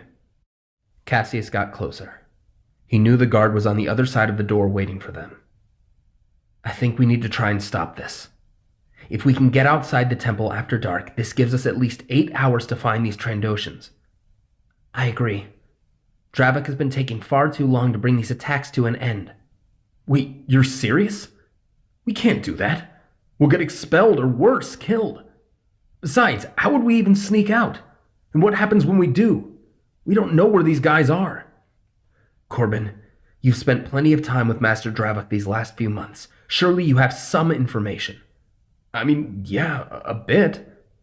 "I have a plan for getting past the guards. The problem will be the security droids. They have them stationed all over. Windows, air vents, you name it. Corbin, you're the one who's good with droid tech. If you can figure out a weakness we can exploit, we can get past them. Finding a speeder shouldn't be too difficult once we're outside the temple boundaries. I think I can help out there when we get to it." But we don't know where to look. We have, maybe 7 hours to search the lower levels and find them? We're going into this blind. "Not exactly. The other night I overheard Dravok talking in his comlink. He mentioned Trandoshans on level 1313. 1313? That's the most notorious crime-ridden sector on the planet. We can't just waltz in as Padawans and not attract attention. We can take our robes and conceal ourselves. We'll stay hidden as much as possible. Think of this as reconnaissance." Corbin sighed and looked around. "Okay, suppose we make it and find out where they are. What happens then? We can't just tell Dravok that we left the temple to find Trandoshans." "We can leave an anonymous tip. We get in there, we find the compound, and we head back. After that, Dravok and his men can handle the rest." "I don't know. This seems wrong." "Corbin, I thought the same thing. But things have escalated too much for us to just sit and wait. Dravok said they're still looking for the exact location. Who knows how long that'll take? The next attack could happen at any time, and every minute we wait is a minute bringing us closer to danger." "I guess you're right. When do we do this?" "Tonight, after dark at 8. Set your chronometers. Meet at my room. Corbin, try to find a way past those droids." "Right. Sarah, you're sure you can get us a speeder?" "Yes, one way or another." "Okay. Everyone get going. We need to prepare."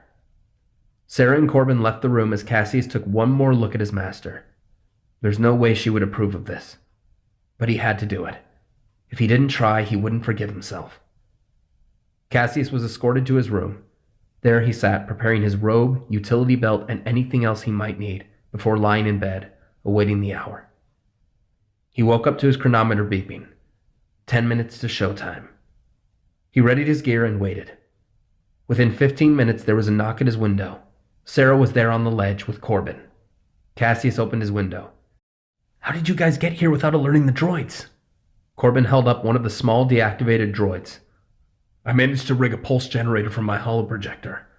Basically, if I get close enough, I can send out a high-frequency signal that shorts them out." "See? I told you could do it. Just gotta be careful. Too many charges and it could short out and detonate." "Good work, Corbin." "Thanks. Now can we get off this ledge and onto solid ground?" "Right. Follow me." Caseus stepped onto the ledge, leading his friends towards the old ladder that scaled to the top of the temple. They climbed the ladder, keeping an eye out for more security droids. "Do you see anything, Caseus?" "No. I don't think there's any up here. I don't think they figured anyone would be up here. Come on." The three young Jedi made it to the roof, making sure to keep a low profile as they perched at the edge of the temple, overlooking the steps below. And guarding the steps, 4 guards. "Great. How do we get down there without breaking our necks?" "Simple. Grappling cables." "Those cables aren't long enough to reach the ground. Was this your plan?" "No, they won't reach the ground. But if we go down one by one, the 3 cables we have should be just long enough that we can land safely." "This is insane. I can't believe I'm doing this." "Believe it, Corbin." "So, who wants to go first?" Sarah and Corbin looked around, avoiding eye contact with Caseus, who let out an exasperated sigh. "All right. I'll go first. Follow my lead. Remember, only one person on a cable at a time. These are older models, so they'll only hold one person at a time." Caseus aimed the cable launcher at the edge and fired. The hooked cord shot into the stone of the temple wall and hooked on. Caseus looked down below as a lump formed in his throat. If any of these cables broke, getting caught would be the least of his problems. Slowly, Caseus started to rappel downward, Sarah and Corbin keeping watch above. Foot by foot, he continued to lower himself until the cable reached its limit. Grabbing the next grappling cable, Caseus launched it into the stone, once again hooking on securely as he continued lowering himself. By this point, he was about 150 feet from the steps below. It then dawned on him. They would have to distract the temple guards. Caseus looked up and saw Sarah on her way down. He'd have to think of something as he moved. Attaching the final hook, Caseus continued slowly lowering himself. He was now approximately 50 feet from the steps below, and the cable had given the last of its cord. Caseus was now hanging. Looking up, he saw Sarah looking down at the guards and Corbin nearing the second cable. Caseus attached the cable to his belt and looked into his pouches for anything he could use to get the guards' attention. Then he remembered. Corbin's holoprojector. Caseus started climbing back towards Sarah and Corbin. "Well, how do we distract them?" "I've got an idea. Corbin, Corbin looked down, feeling very uneasy about the entire mission. Yeah? You still have that holoprojector thing, right? What about it? Toss it down. I have an idea. Corbin nodded, removing the projector from his pouch and carefully lowering it towards Sarah with the force. Sarah then handed it to Caseus. What are you going to do? He said this thing can only handle a few charges before it shorts out and detonates. I'm going to short it out and toss it away from the steps. The explosion will be small, but it should get their attention. Either that or I'll lose my fingers. Please don't. That's going to make climbing down a lot more difficult. Well, here goes nothing. Get ready to make our escape. Caseus activated the projector, which emitted a small, high-pitched whine. He then clicked it again and again until the whine turned into a glitching beep. This was it. Caseus threw the projector 40 feet off to the left of the temple steps. As it hit the ground, the projector exploded, creating a soft but clearly audible explosion. The guards suddenly shot their heads towards the sound and rushed over to investigate. Caseus then slid and jumped the rest of the 50 feet down, using the force to cushion his landing. He then signaled to Corbin and Sarah, who quickly rappelled down and jumped as well. Come on, they'll be back any second. The three Padawans rushed down the temple steps and towards the docking bay. Okay, now we need a speeder. Sarah, you're up. Follow me, and stay quiet. There's bound to be more security droids in the area. They followed Sarah, hiding behind crates and boxes until they saw a green and black speeder, locked up with 2 security droids guarding it, floating around the speeder looking out for any possible thieves.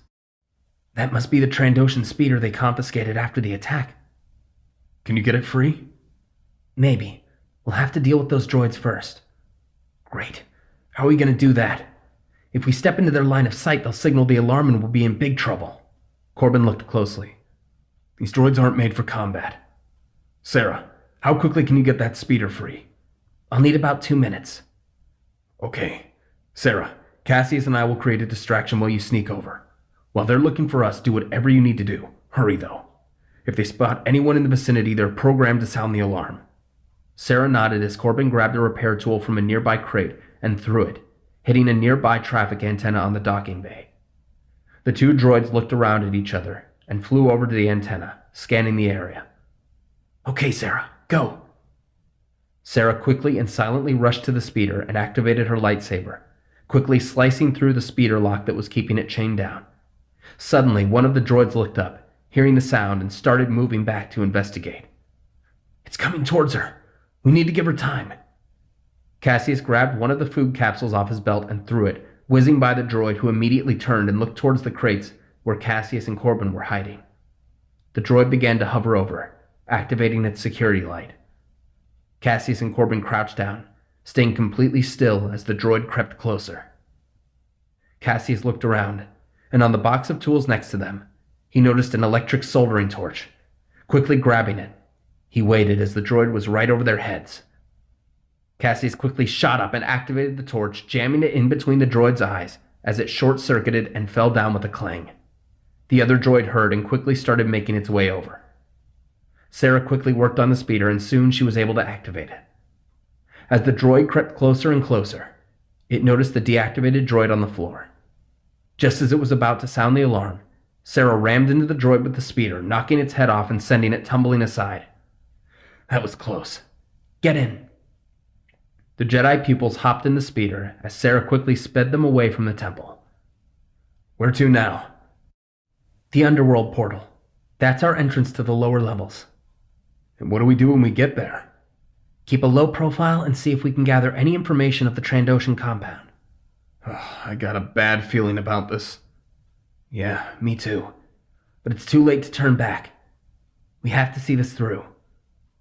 The speeder cruised through the crisp night air. Soon, the temple was out of sight, and they came upon an enormous round opening built into the city, like a large hole leading down to empty darkness.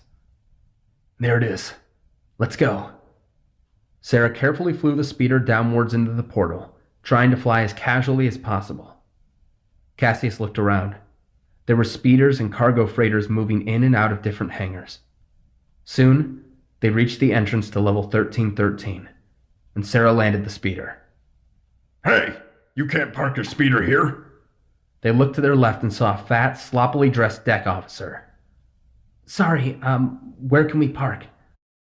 The deck officer looked at them with squinted eyes. You're not from around here, are you? There's a docking area up ahead. It's 50 credits to park. We don't have any money. Well, then you don't park, do you? Caseus reached into his pouch, pulling out his comlink and tossed it to the officer. Here, won this in a game of sabacc. You let us park here, it's yours.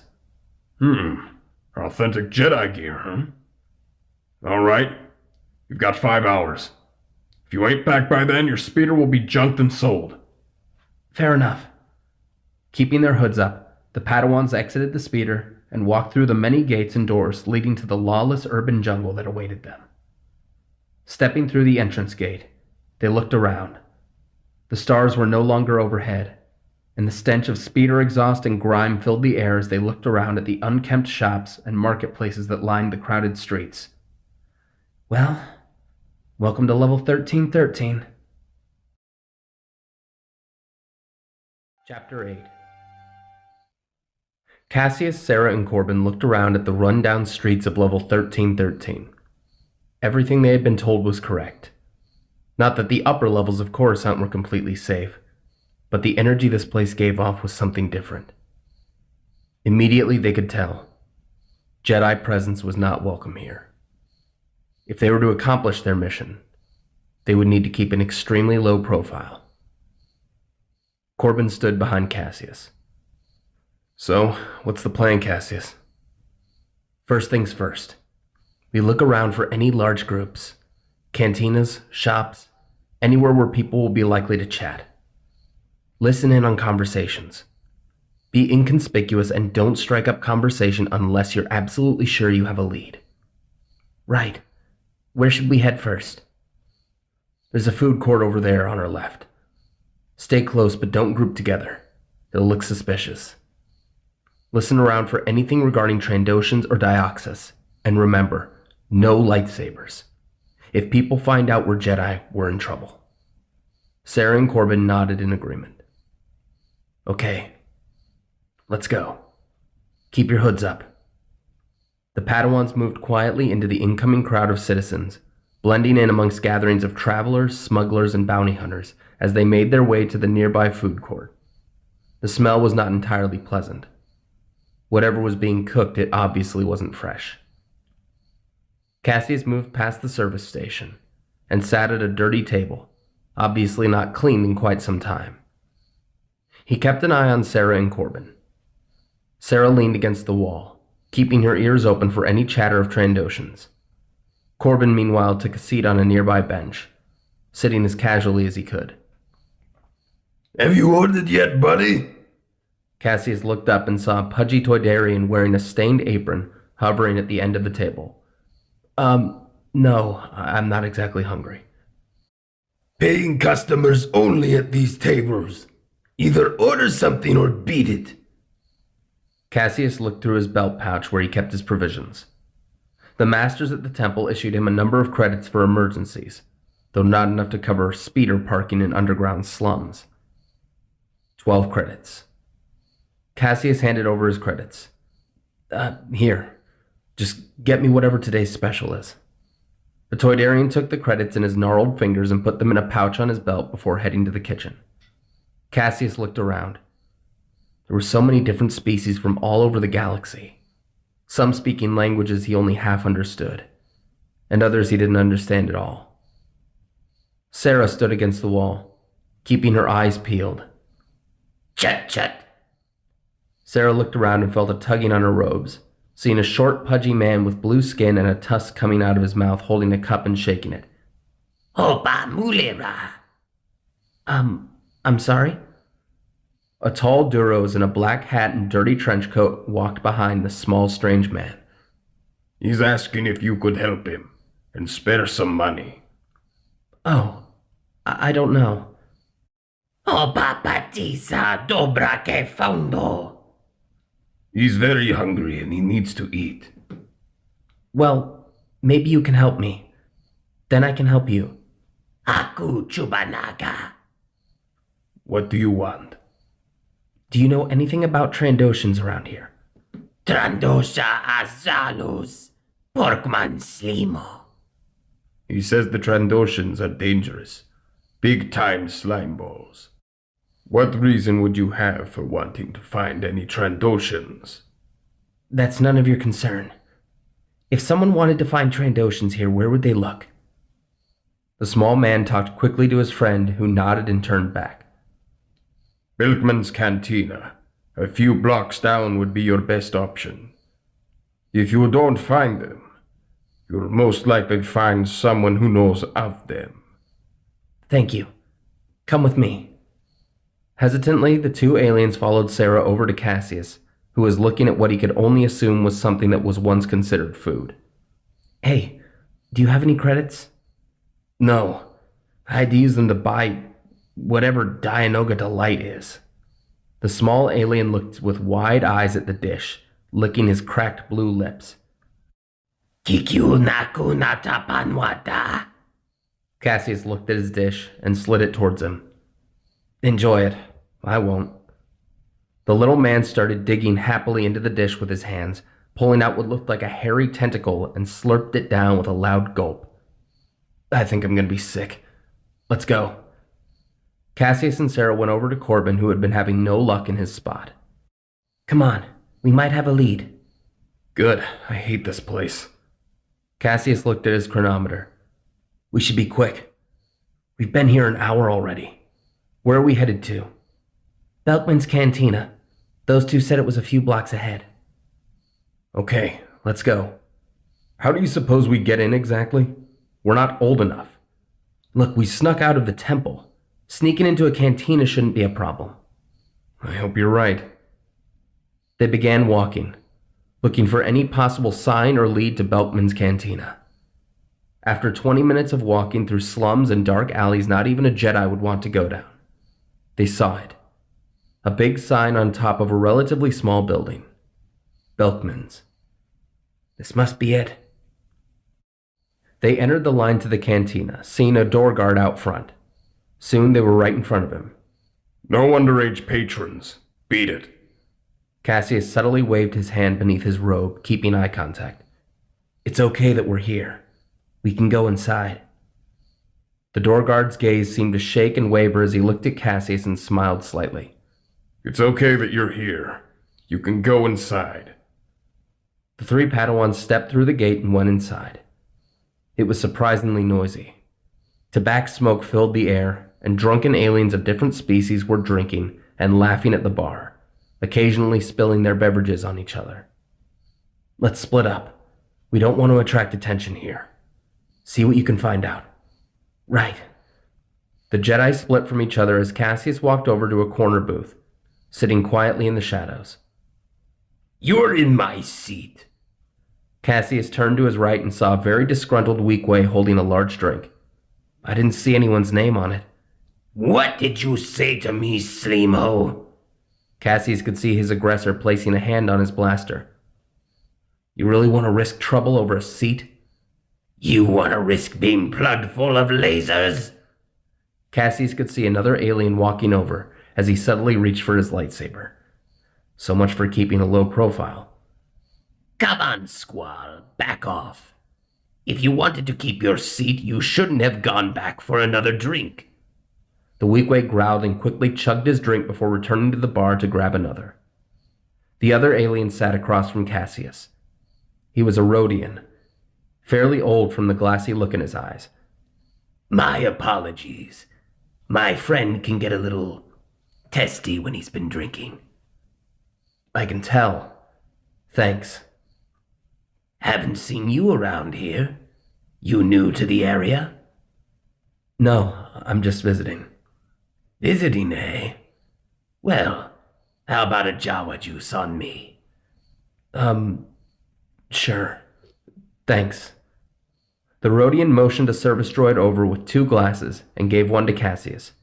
The name's Rondo. And you? Cassius thought of a name he could use. He didn't want to give away his identity in a place like this. Urshan. Urshan. You seem to be a bit young. What brings you to Belkman's Cantina? I'm looking for someone. That's all I can really say. Looking for someone? You a bounty hunter? No. Someone down here is responsible for something terrible. I want to find them. Rondo sipped his drink with a loud pop from his lips. Lots of people down here have done terrible things. You might want to be a little more specific. Why so interested in my business? Well, it must be pretty important business if a Jedi is in these parts. Caseus nearly choked on his drink, the harsh alcohol burning his throat as he looked at Rondo.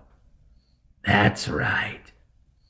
Don't think I didn't notice your laser sword, young one. And if someone like myself noticed, I guarantee I'm not the only one. Now, let's try this again. Who are you looking for? Did the council send you to spy on me? Cassius kept his hands on the table, not wanting to draw any more attention than he already had. I'm not here looking for you or your men. I'm not supposed to be down here at all. I'm looking for Trandoshans. Trandoshans are a very dangerous breed. You must have a death wish if you're trying to hunt the hunters. I'm not hunting anyone. I have it on good authority that these Trandoshans have a compound down here. I want to find it and report back to the council. So, you're not looking for me? No. I just want to put an end to the attacks on my fellow Jedi. So, now you know. And you have two options. Either let me go, or shoot me. You're not the only observant one here. I see your blaster under the table.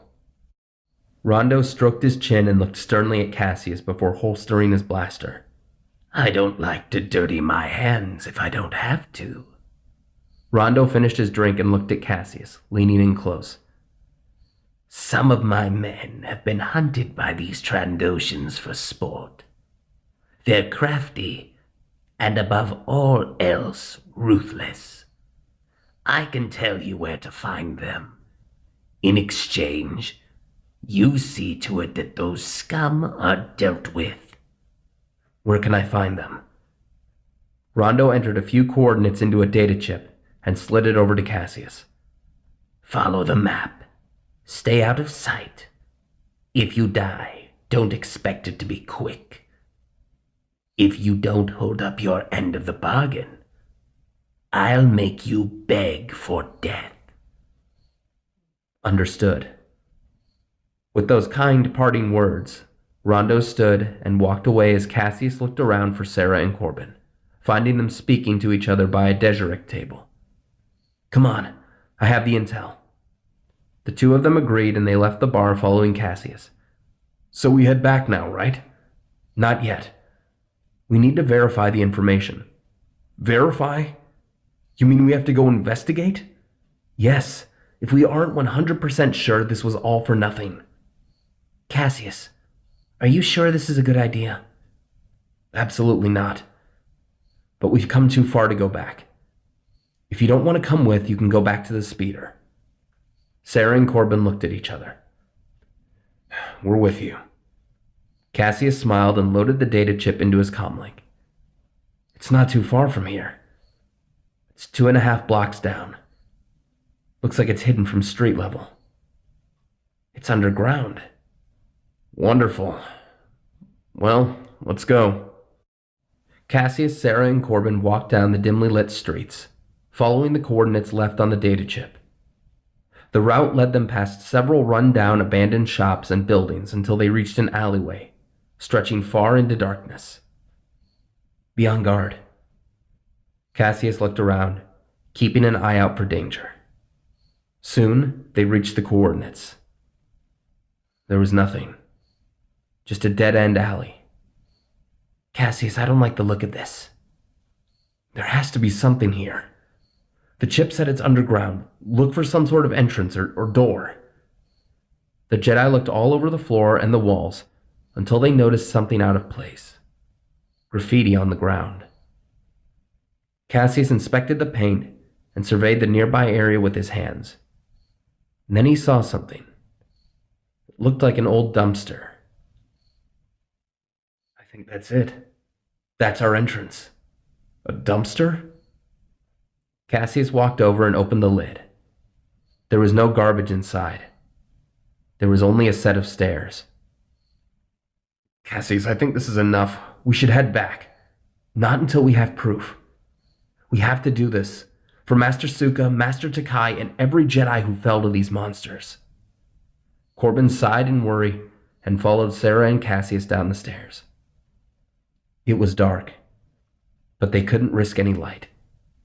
Softly and slowly, they crept lower and lower into the depths of the lair. After what seemed like an eternity, they were walking on flat ground. Up ahead, they could see faint light creeping from underneath a door.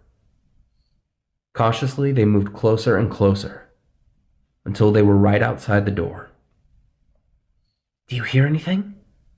No. I don't sense anyone either. Very quietly, Cassius reached for the door and gently opened it. It was an underground warehouse, storing hundreds of large crates in every direction. A few were left open in plain sight. Corbin looked inside one of them. His face went pale. Dioxis.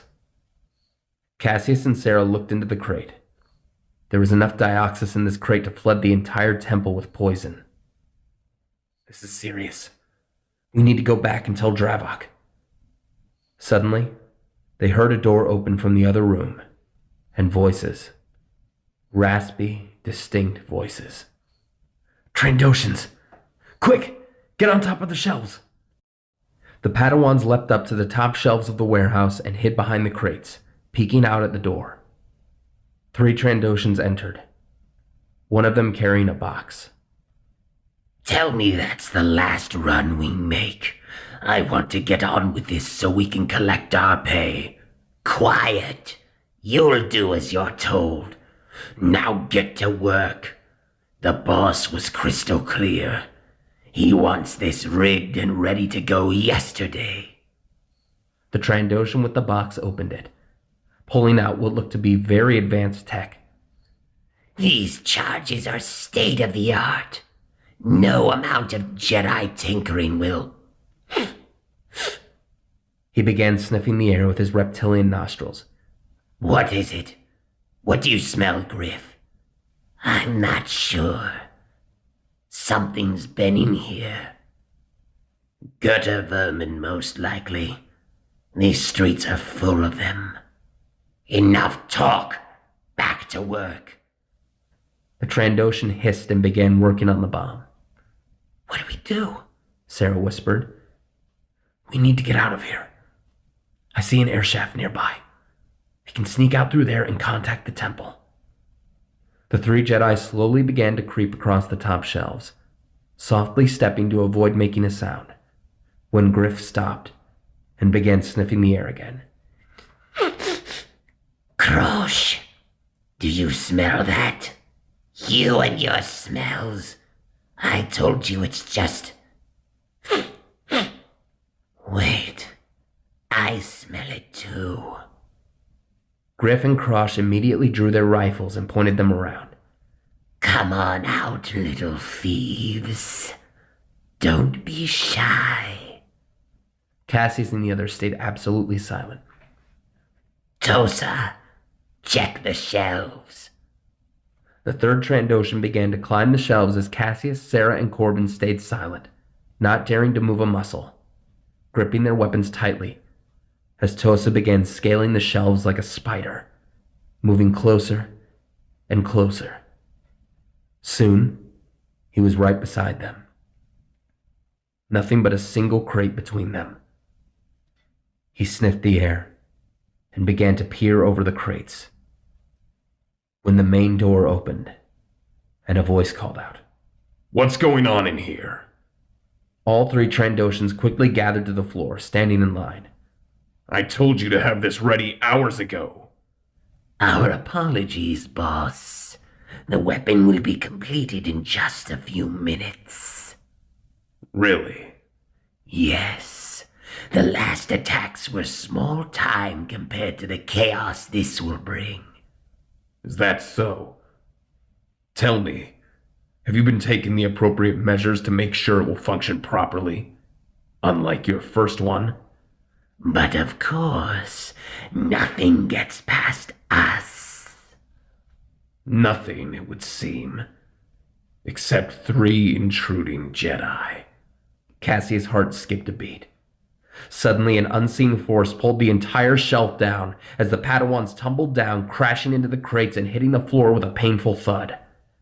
The Trandoshans surrounded them, pointing their rifles directly at them. Cassius looked up and saw a man in a black robe. He removed the hood from his face. It was Dravok. Hello, Caseus. Chapter 9. Dravok knelt down, staring at Cassius at eye level. Cassius could feel his blood boiling. All this time, Dravok, the man he trusted, that his master trusted, was in league with these monsters. You shouldn't have come here, Caseus. If you had just stayed in the temple, you and the other Padawans would have been shipped off-world. You wouldn't have had to deal with what's to come. Cassius tried to lunge at Dravok, only to receive a blow to his eye from the butt of a Trandoshan rifle. Watch your temper, young one. You're on thin ice right now. Dravok, how could you do this? I don't expect you to understand, Sarah. You've seen the galaxy only so much as the Jedi have allowed you to see. You haven't witnessed the horrors I have. When I was a Padawan, I was so sure of everything the Jedi told me. I believed we were peacekeepers. I believed we were the last beacon of light in a galaxy that had long become a vile, cruel place. Then I grew, and I was soon sent on missions to different worlds. And everywhere I went, I saw nothing but suffering. War, famine, poverty, slavery. I asked myself, how can these atrocities be allowed? Slowly, it dawned on me. With every system I visited, the one common denominator was the Jedi. What do you mean? Think about it, Corbin. The Jedi have enough power to bring an end to so much suffering in the galaxy, and yet we don't. We're subservient to the whims of a corrupt republic that cares only for those who contribute to the system.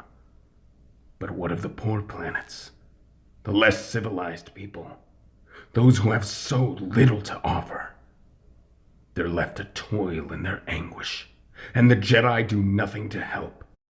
The Council's leash is kept in the tight grip of bureaucrats and tyrants who have no interest in the well-being of other systems. They don't care who dies or what system is left behind, so long as their agendas are forwarded. And we just let it happen. Cassius lifted his head. His left eye swollen completely shut, a drop of blood dripping down his cheek. You betrayed us, and killed your fellow Jedi. Why would you do this? The Republic is your problem, not the Jedi. But you see, Cassius, the Jedi are my problem. The Jedi have become blind to how corrupt the Republic is becoming. They refuse to listen to reason. A purge is needed. A cleansing of the stagnant, dogmatic complacency that infects the very heart of the Order like a plague. But this task couldn't be done alone. So I hired the Trandoshans to help me put an end to it. That's how you always knew where to be when the attacks happened. But then, why did you save me twice? Why not let me die? I don't blame the students for the failures of their masters. When I triggered the first bomb that killed Master Suka, I didn't anticipate you involving yourself. Cassius, you and your friends were never my targets. I hoped that you would see that the Jedi were not utilizing their full efforts to keep you safe. Just as they don't utilize their full efforts to aid the helpless. Sadly, it seems you're too far gone, and you know too much. Forgive me, young ones, but your mission ends here. Within the hour, the Jedi Order will be dealt a blow from which they will never recover. And from the ashes, a new order will arise. An order that will see an end to injustice in the galaxy. By any means necessary. Dravok pulled their lightsabers from their belts into his waiting hands and motioned to Tosa and Griff. Finish them off. Krosh, grab the bomb and come with me. You won't get past temple security. Dravok turned to Corbin and smiled. Corbin, I had hoped you would learn something from working with me these past few months. Temple security answers to me. With that, Dravok left up the steps with Krosh and shut the door as Tosa and Griff looked at the three Padawans with malicious intent. So, Griff, how should we do this? Quickly? Or should we have some fun? Why spoil this opportunity? Grab them. Caseus and his friends tried to fight back, but they were overpowered. Locked into restraints, they were forced into another room, leading to a drop into an open area enclosed with stone walls. Before they could think, they were shoved in, landing hard on the stone floor below. Caseus struggled to his feet. The room was completely empty, aside from a single door. Griff and Tosa stepped onto a metal platform overlooking them from 15 feet above. What is this? Griff and Tosa smirked and cackled. Dinner time. Griff flipped a switch on the wall as the door across from the room slowly opened. Out of the shadows, they heard a vicious snarling growl, and piercing from the dark, 8 glowing red eyes. Corbin began to shake. Caseus, you remember you asked what a Nexu was? You're about to find out. Out of the door sprung a large Nexu with razor-sharp claws and teeth and 2 sets of evil red eyes. Caseus, Sarah, and Corbin grouped together. The Nexu let out a spine-chilling roar as it began to slowly encircle the 3 Jedi hopefuls. Caseus couldn't see out of his left eye. His hands were shaking. He looked at Griff and Tosa, watching with great anticipation at the coming bloodbath. The Nexu charged. The Padawans jumped to different sides of the beast, who quickly changed its trajectory, charging full speed at Caseus, who leapt from the wall and over its head. He had no weapon, and his hands were restrained. He had to think quickly. The Nexu again began to charge him. Caseus dodged to his left. It was almost as if he was dodging attacks from a lightning bolt. He kept light on his feet, trying to apply his Form 3 evasiveness without a weapon. Run, Jedi. It won't do you any good. The Nexu lunged again, pushing Caseus towards the corner of the room, boxing him in. The Nexu jumped full force, going for his neck, when Corbin jumped in, kicking the Nexu square in one of its many eyes, blinding it in one eye. The Nexu fell back briefly, screeching and shaking its head as Caseus and Corbin moved back out of the corner. The eyes! We need to take out the eyes! Caseus nodded. I have an idea. Caseus reached down with his cuffed hands and removed his belt, waiting for the Nexu, who growled and looked directly at the 3 of them. One of us needs to keep it distracted. I'm on it. Sarah ran forward, leaping over the Nexu, who turned towards her, reaching and trying to grab her with its claws. Caseus took the opportunity and rushed at the Nexu from behind and managed to wrap his belt through the mouth of the creature, keeping its jaws pried open. Now! Hurry! Sarah rushed forward and smashed her metal restraints into the eye of the Nexu, who bucked and threw both Jedi to their backs in a wild frenzy. Before Caseus could do anything, the Nexu was on top of him. As the Nexu lunged for his neck, Caseus shoved his arms as quickly as he could right into the jaw of the beast, who staggered and quickly rebounded, digging his claws into Caseus' chest, leaving 3 large gashes right across his torso. Caseus cried out in agony. The pain was beyond anything he'd felt. Soon his tunic became warm from the blood oozing from his chest. The 2 Trandoshans laughed wildly. The Nexu lunged again, only for Sarah and Corbin to jump on top of it, using their restraints to beat the creature over the face. Caseus held his chest and looked around the room. In the corner he saw something. A bone. Gnawed and sharpened to a dull point. Using the force, Caseus pulled the bone to him. Corbin was thrown off the Nexu, who sunk its fangs into his shoulder. Corbin howled in pain as Caseus rushed forward, leaping onto the Nexu's back, stabbing its 2 remaining eyes in quick succession before again being tossed to the floor. The Nexu shook its head wildly, continuing to let out ear-piercing shrieks. Impressive. You might have blinded the Nexu, but make no mistake. It can smell each of you. You've only prolonged your agony. The Nexu stood, sniffing the air, moving towards the 3 of them. Cassius could feel his head going fuzzy. He was losing blood. Corbin winced, his shoulder oozing red. Sarah looked around, trying desperately to think of a way to escape. Then she looked up at the platform the Trandoshans were standing on. And she remembered her duel with Caseus that night in the training grounds. Reaching out with the force, she loosened the bolts and supports holding the platform up. It collapsed, sending Griff and Tosa tumbling down into the pit with them. Griff looked up, dazed and stunned from landing directly on his face, just in time to see the open jaws of the Nexu as they latched onto his face and head, shaking him around like a lifeless rag doll. No! Tosa aimed his rifle at Sarah. Corbin saw this and dove in front of her, taking the blast to his injured arm, crying out in pain as Caseus flew at Tosa in a rage, kicking him in his knee, breaking it and grabbing the Trandoshan's rifle, holding it at his head. Caseus, no!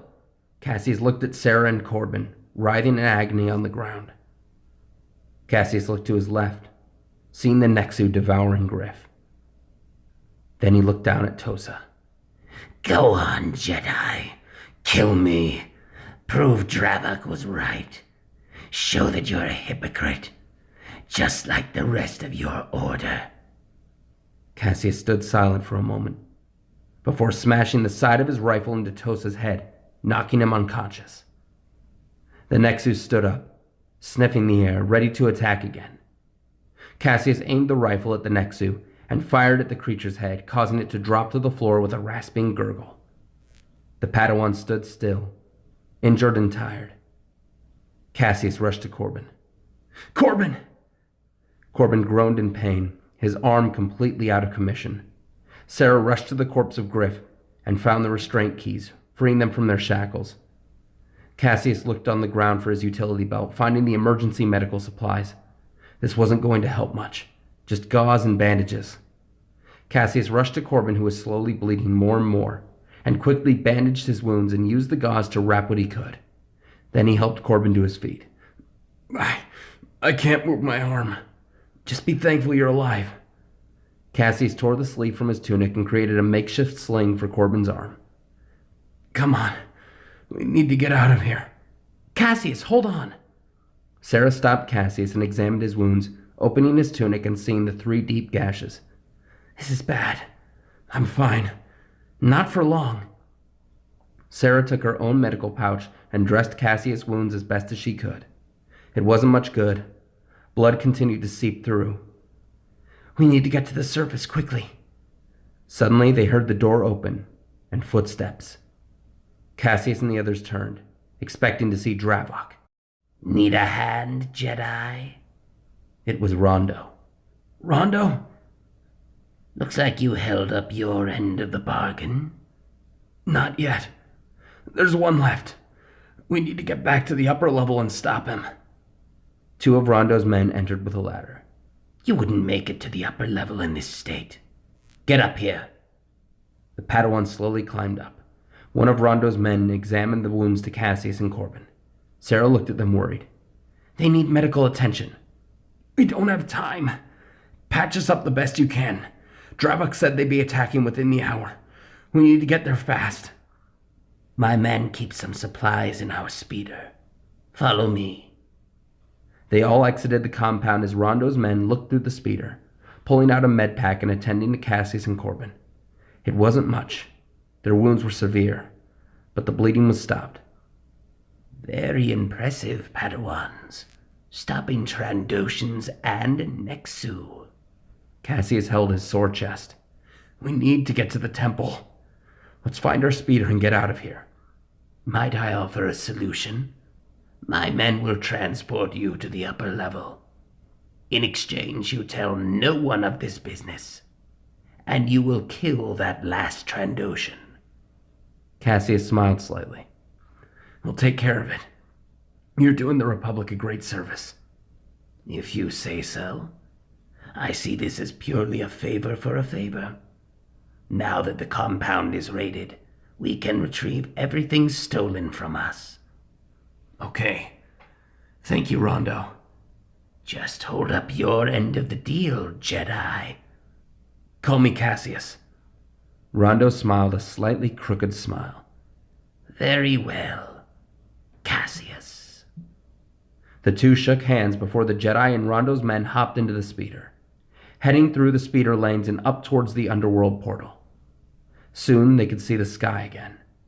The sun had not yet risen, but the horizon had adopted an eerie green glow, signifying that daylight was soon to come.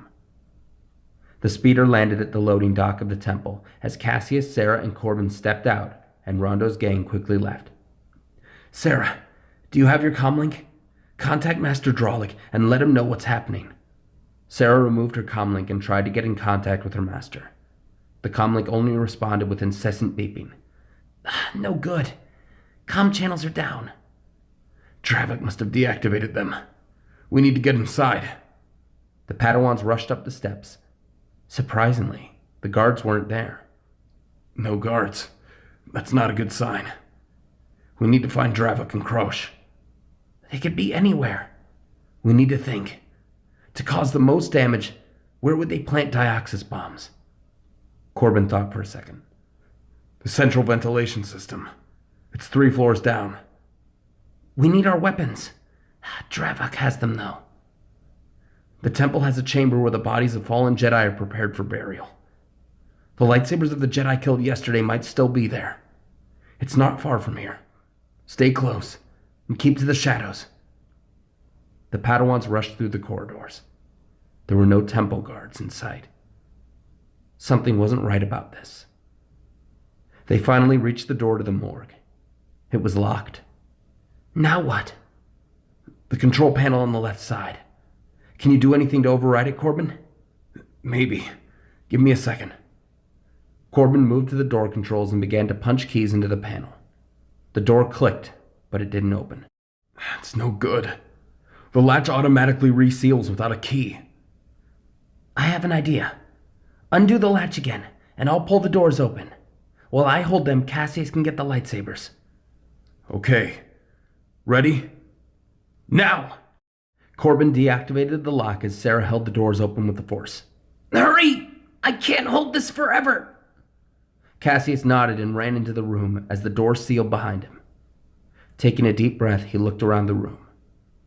The bodies of the Jedi who perished were lying on metal tables, sheets covering their bodies. It was haunting, to say the least.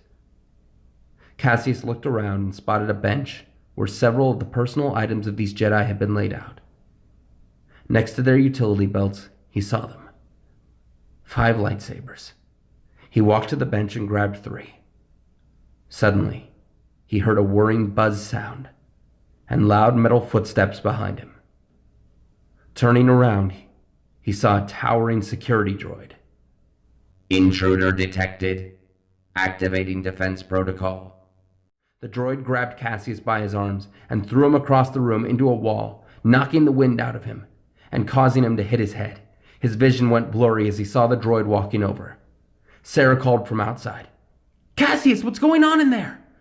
Hurry and get the door open! Cassius rolled underneath the legs of the behemoth droid, desperately trying to avoid blows from its large metal fists. We're opening the door now! Hurry! Cassius rushed for the door with the droid in hot pursuit, rolling between the doors just as Sarah let them shut, closing in on the droid's outstretched hands, severing them. You okay? Yeah, I'm okay. Let's go. We have to stop Dravik. Running to the steps at the center of the temple, Cassius ran as fast as he could, nearly leaping down flights of stairs, with Corbin and Sarah following quickly behind. They soon came to a corridor lit by blue wall lights, leading to 3 separate hallways. Which one is it, Corbin? The center one, I think. You think? I haven't been down here before. All I know is the general location. That's not going to help us. Stop fighting, both of you. Calm down. We can't lose focus. Clear your minds and concentrate. Reach out. Caseus and Corbin sighed. Closing their eyes, they concentrated, trying to sense where Dravok would be. It's the third hallway. Let's go. They ran as fast as they could down the hallway. At the end of the hallway was an open doorway. The sound of loud fans, generators, and electricity filled the air. There, standing with Krosh by a large bomb, was Dravok. Dravok, stop! Dravok and Krosh turned around, staring at the young Jedi with surprise. Well, consider me impressed. Your masters have trained you well. Where are our masters, Dravok? Why is the temple empty? It's not. I told you. I control security. I informed them of a possible threat. All Jedi are confined to their rooms by my temple guards under security doors. All the while, my men are chasing a phantom. At this moment, all the pieces are in place. In a few minutes, every room in this temple will be flooded with Dioxis. Don't do this, Dravok. This isn't right. I know how much terror there is in the galaxy. Maybe the Jedi don't always do their best to help them, but this can't be the answer. It's the only answer, I'm afraid. No amount of preaching to closed ears is going to make a difference. But you three might prove me wrong. Join with me. Leave behind the Jedi Order. From the ashes of this one, we can start anew. Why must we be adversaries when we can be saviors? Caseus thought. Dravok seemed so sure of everything he was saying. He certainly believed in what he was fighting for. Some small part of him wanted to believe what Dravok was saying. But in his heart he knew Dravok had become twisted by the dark side. We won't join you, Dravok. Peace isn't built upon the suffering of the innocent. Dravok chuckled. Innocent. I'm sure you believe that. I was right. You are too far gone to see the truth. Very well. I'm sorry, young ones. Prepare to become one with the Force. Caseus, Sarah, and Corbin drew their lightsabers as Dravok ignited his. Krosh, I'll take care of these fools. Get that bomb ready to blow. Right. Dravok rushed forward with blinding speed, striking at Caseus and Sarah. Sarah and Caseus fell back on their Form 3 training, blocking each attack as it came. Corbin stepped in as well, utilizing Form 2 with his good arm. Their attacks were child's play to Dravok, who quickly began to gain the upper hand. Pitiful. No discipline. Dravok slashed quickly at Caseus, who instinctively jumped back, the blue blade of Dravok only centimeters from his eye. Dravok used this brief distraction and force-pushed Caseus right into Corbin, knocking them down before turning his attention to Sarah. Sarah continued deflecting Dravok's attacks, quickly realizing how outmatched she was. Every block was pure desperation. Suddenly, she saw her lightsaber still attached to Dravok's belt. Quickly moving her saber downward, Sarah caught Dravok's blade, holding it immobile for a brief moment before spitting directly into Dravok's eye. Dravok momentarily moved back, wiping his eye as Sarah flipped over him, force-pulling her lightsaber from his belt, now wielding two green blades. That was a mistake, child. Dravok continued to engage Sarah as Caseus and Corbin jumped back into the fray. Dravok was now beginning to falter, holding off 4 lightsabers at once. Caseus quickly looked out of the corner of his eye and saw Krosh was nearing completion. Corbin, stop him! Corbin quickly disengaged from the fight, leaping over to Krosh, who pulled his blaster and began firing. Corbin, now caught in the heat of the action, quickly deflected each shot as Krosh backed up.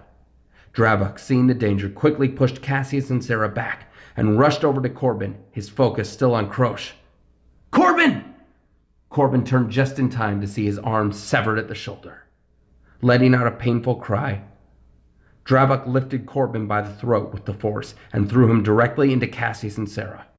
Do it now! Krosh held the remote and prepared to activate the switch, only for the detonator to fly from his hands into the darkness. All 5 combatants looked into the dark doorway with shock. A silvery blue blade suddenly illuminated the darkness. It was Master Takai, bandaged, still injured, but with a look of determination on her face that Caseus had never seen in his life. Master! Master Takai looked sternly at Caseus before turning her gaze to Dravok. It seems like we found our attacker. Dravok, you traitor! Are you honestly so surprised, Kukuri? After all we've been through, your insight has failed you. Caseus, you and Sarah get Corbin out of here. Now! Master, no! That is an order, Caseus! I'll take care of Dravok. Caseus nodded and helped Sarah and Corbin to their feet as they quickly left the room. You only prolong the inevitable jet. Before Krosh could finish his sentence, he found himself thrown backwards into a ventilation shaft and straight into a fast rotating fan, ending his vile existence. Dravok looked back, shocked to see such a violent act from a Jedi like her. You really are full of surprises, Kukuri. I'm almost sad to have to kill you. Your overconfidence will be your undoing, Dravok. You have nowhere to run. Surrender now and you might live to see a cold prison cell. Dravok growled, grinding his teeth, his messy black hair matted in front of his face. I thought you, of all people, would understand why I'm doing this. I do understand why. That's why I'm giving you a chance to surrender. You mask your desire for power under a guise of righteous rebellion. But you have no other choice. The other Jedi will soon be freed from their chambers, and you'll be arrested. You know me too well to think that I intend to go quietly. Master Takai held her lightsaber at the ready. So be it. The 2 masters engaged in fierce combat. Meanwhile, Caseus and Sarah brought Corbin to the medical bay, setting him on a table. Sarah, go find the other Jedi and the guards. Let them know what's happened. I'll help Corbin. Right. Be careful. I will. Sarah ran out of the medical bay and down the halls of the temple. Caseus rooted through the supplies and found a stim pack. This should help keep you from going into shock. Caseus injected Corbin with the stim pack, and his breathing and heartbeat returned to normal. Caseus rushed over to the storage closet, looking for anything else he could use. In the corner of the closet, he saw a decommissioned medical service droid. Oh, please work, please work! Flipping the switch on the droid's neck, Caseus watched as the droid's eyes flickered to life. Greetings. How may I be of assistance? Help my friend. He's hurt. Of course. I will get him to a Bacta tank immediately. Caseus ran over to Corbin. I'm sorry to leave you, Corbin, but I need to help my master. You'll be safe here. Caseus quickly fled the medical bay and ran back towards the ventilation system. Meanwhile, Master Takai was beginning to feel the effects of her injuries as she continued to duel Dravok, their fight leading them onto the maintenance catwalk over the generators. Dravok showed no signs of fatigue as he taunted the stoic Jedi. You look tired, Kukuri. All these years of meditation and inaction have made you soft. I swear, by every breath in my body, I will die before I let you hurt anybody else. I'll happily oblige. Dravok continued to press his attack as Master Takai was pushed on the defensive, stepping back, nearly losing her footing over the catwalk as Dravok unleashed a mighty blow, knocking her saber out of her hand and sending it tumbling to the end of the catwalk. Dravok stood over her, with his blade at her throat. Take solace in the fact that Caseus will not die alone. You, on the other hand... She's not alone! Dravok turned around just in time to see Caseus running full sprint at him, wielding his master's weapon along with his. Dravok retaliated, blocking the incoming attack and engaging Caseus. Master Takai stood to her knees, quickly pulling Corbin and Caseus' lightsabers from Dravok's belt. The fight was fierce.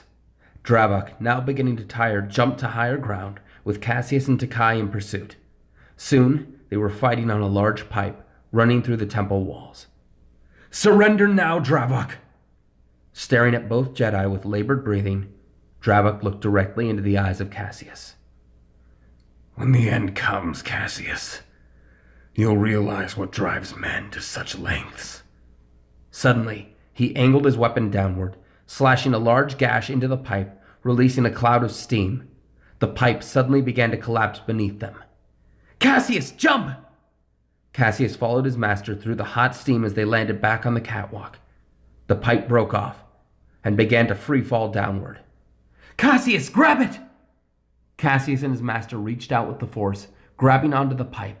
If this thing landed on the generators, it would cause an explosion, releasing the dioxis throughout the temple. Caseus and his master held the pipe as they slowly began to tire. This was it. Caseus could feel it. Every inch of his body was searing in pain. He looked to Master Takai. "Master, it's been an honor to be your student." She returned the gaze, tears of pain and frustration in her eyes. "Trust in the Force, Caseus. We'll see each other soon." Suddenly, the weight of the pipe seemed lessened. Caseus and his master looked down and saw a small green alien holding out his hand, along with Sarah, Master Drolig, and several other Jedi. The pipe was slowly moved and set down safely on the floor. As Caseus and Master Takai looked down, they looked around. Dravok was nowhere to be seen. Luckily, the bomb was safe, and special forces from the Republic were en route to deal with it. Master Takai hopped down in front of the guards. "Head to every possible exit. Don't let him escape." The guards immediately scattered, rushing off to intercept Dravok. Caseus climbed down the ladder and stood before Master Yoda, bowing before falling to one knee from exhaustion. Medical attention you require, Padawan. Summon you we will, when it is safe. Yes, Master." Caseus looked at Sarah, who smiled and nodded to him. "Come on, Caseus. Let's get you to the medical bay." Master Takai escorted her student to safety. Caseus could tell she was disappointed with his reckless actions, but he couldn't think clearly right now. All he wanted was to sleep. Chapter 10. Caseus was looked after by doctors and medical staff for the better half of the day before he was finally allowed to rest. As he slept, he dreamt of many things. Far-off worlds he'd never been to, a cave in front of a large sea, and vague but familiar faces of people he had never seen before. He was awoken the next day late in the afternoon by a hand on his shoulder. "Wake up, Caseus. You are wanted by the Council." Caseus opened his eyes. His body was still aching, especially his chest and his head, but he felt far more rested than he had felt in months. His eyes met those of his master, now free of the bandages on her hands and head, a scar now clearly visible over her left eye extending to her forehead. "Where's Corbin? Is he okay?" "He's waiting for you in the council chamber with Sarah." "Master, I'm sorry that we can talk about this later, Caseus. Off you go." Caseus looked to his right and saw a new tunic and a set of robes set out for him. He got dressed and made his way to the High Council chamber. Just outside the chamber doors, Corbin was waiting, talking with Sarah, a new prosthetic arm attached at his shoulder. "Caseus!" Sarah and Corbin walked over to him. "Hey guys. Corbin, how are you feeling?" "I'm okay. This thing itches like crazy, but they said I'll get used to it." "I'm sorry, Corbin. I never meant for you to get hurt." Corbin smiled softly, looking at his new limb before looking at Caseus. "Hey, what's a Jedi's life without a little risk? I'm alive. That's what's important." "And we saved a lot of people. I just hope the Council isn't too harsh on us." The council door opened as one of the high-ranking masters of the Order ushered them in. "I guess we'll find out." The three Padawans stepped into the chamber. surrounded by seats filled with the most powerful and wise Jedi of the Order. Master Yoda and Master Windu presided at the head. Caseus hadn't been before the council since he was a small child, having his latent abilities tested. Now here he stood again, with his friends, all eyes upon him. Sarah, Caseus, Corbin, we have much to discuss. Over these past several days, you have shown a high level of disregard for the rules set in place during such a dangerous time. The Padawans nodded respectfully as Master Plo Koon spoke up. You put yourselves in a lot of danger, and very well could have died. Your actions over the past 2 days were highly irresponsible, and have resulted in bodily harm to yourselves, and damage to the Jedi Temple.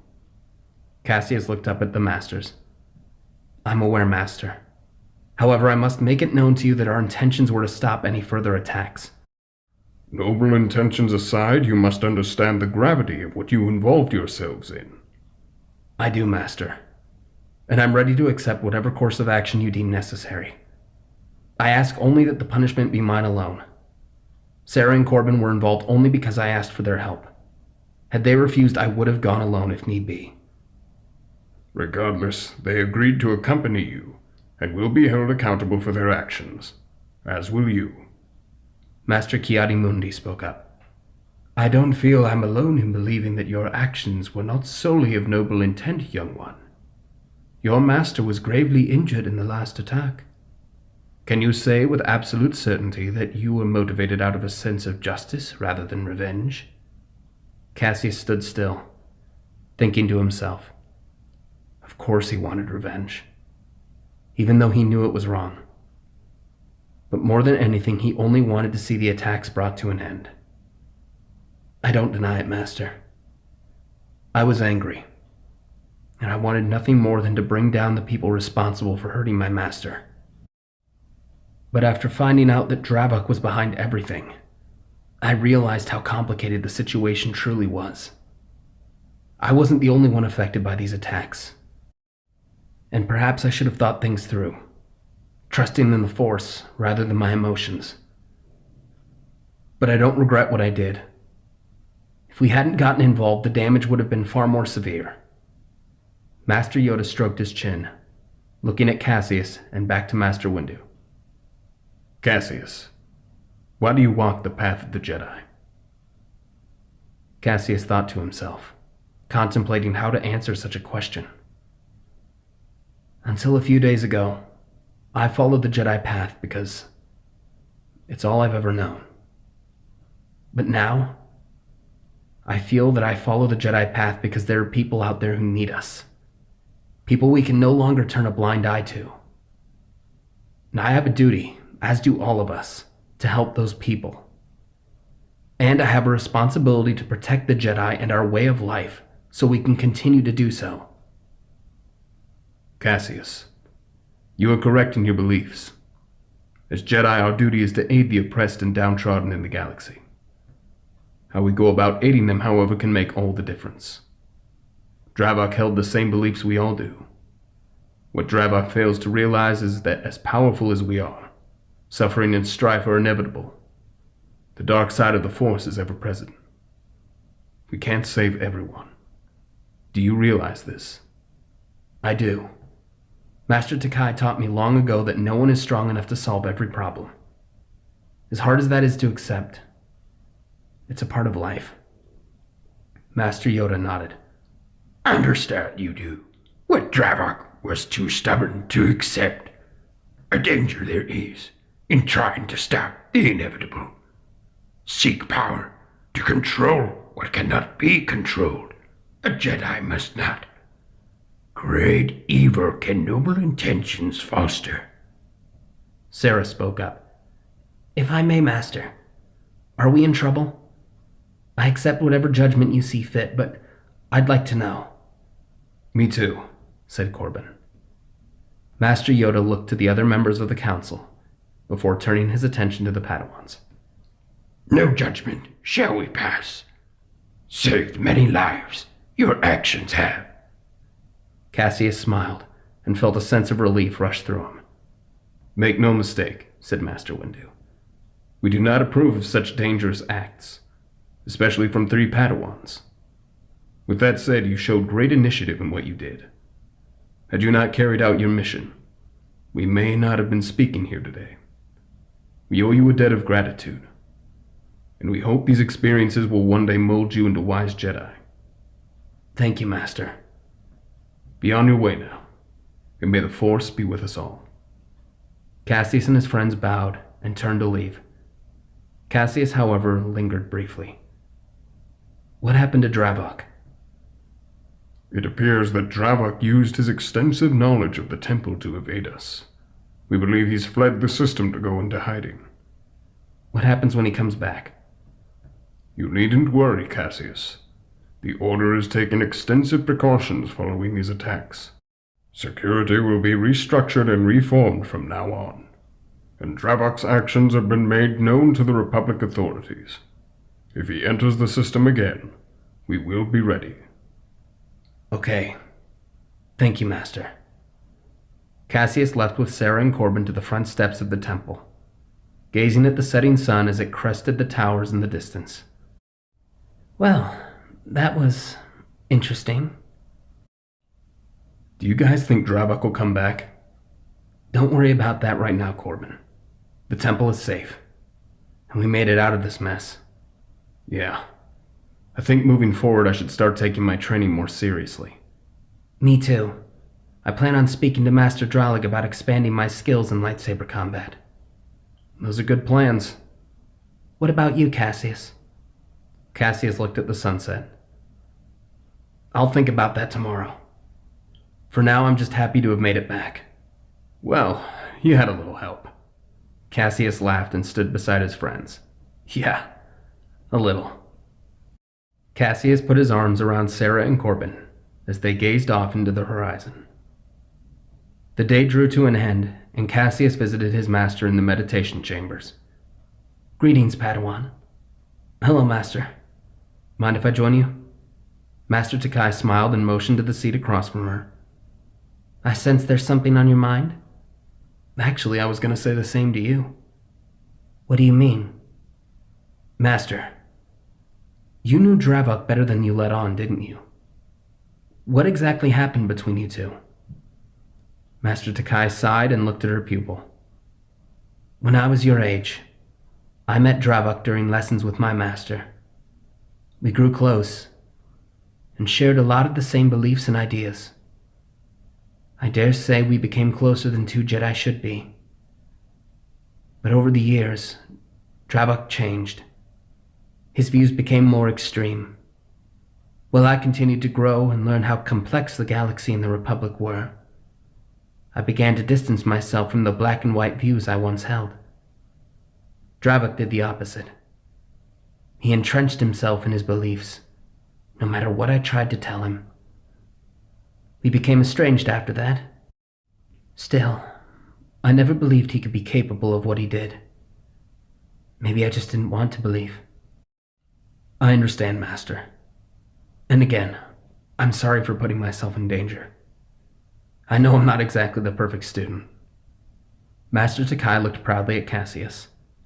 You have much to learn, Caseus, but there is no one I'd rather teach than you.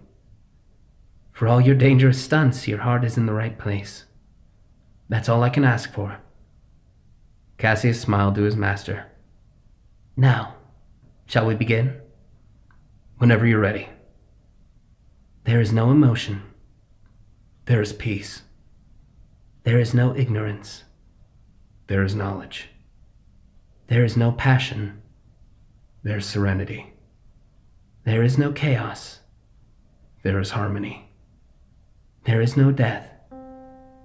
There is the Force.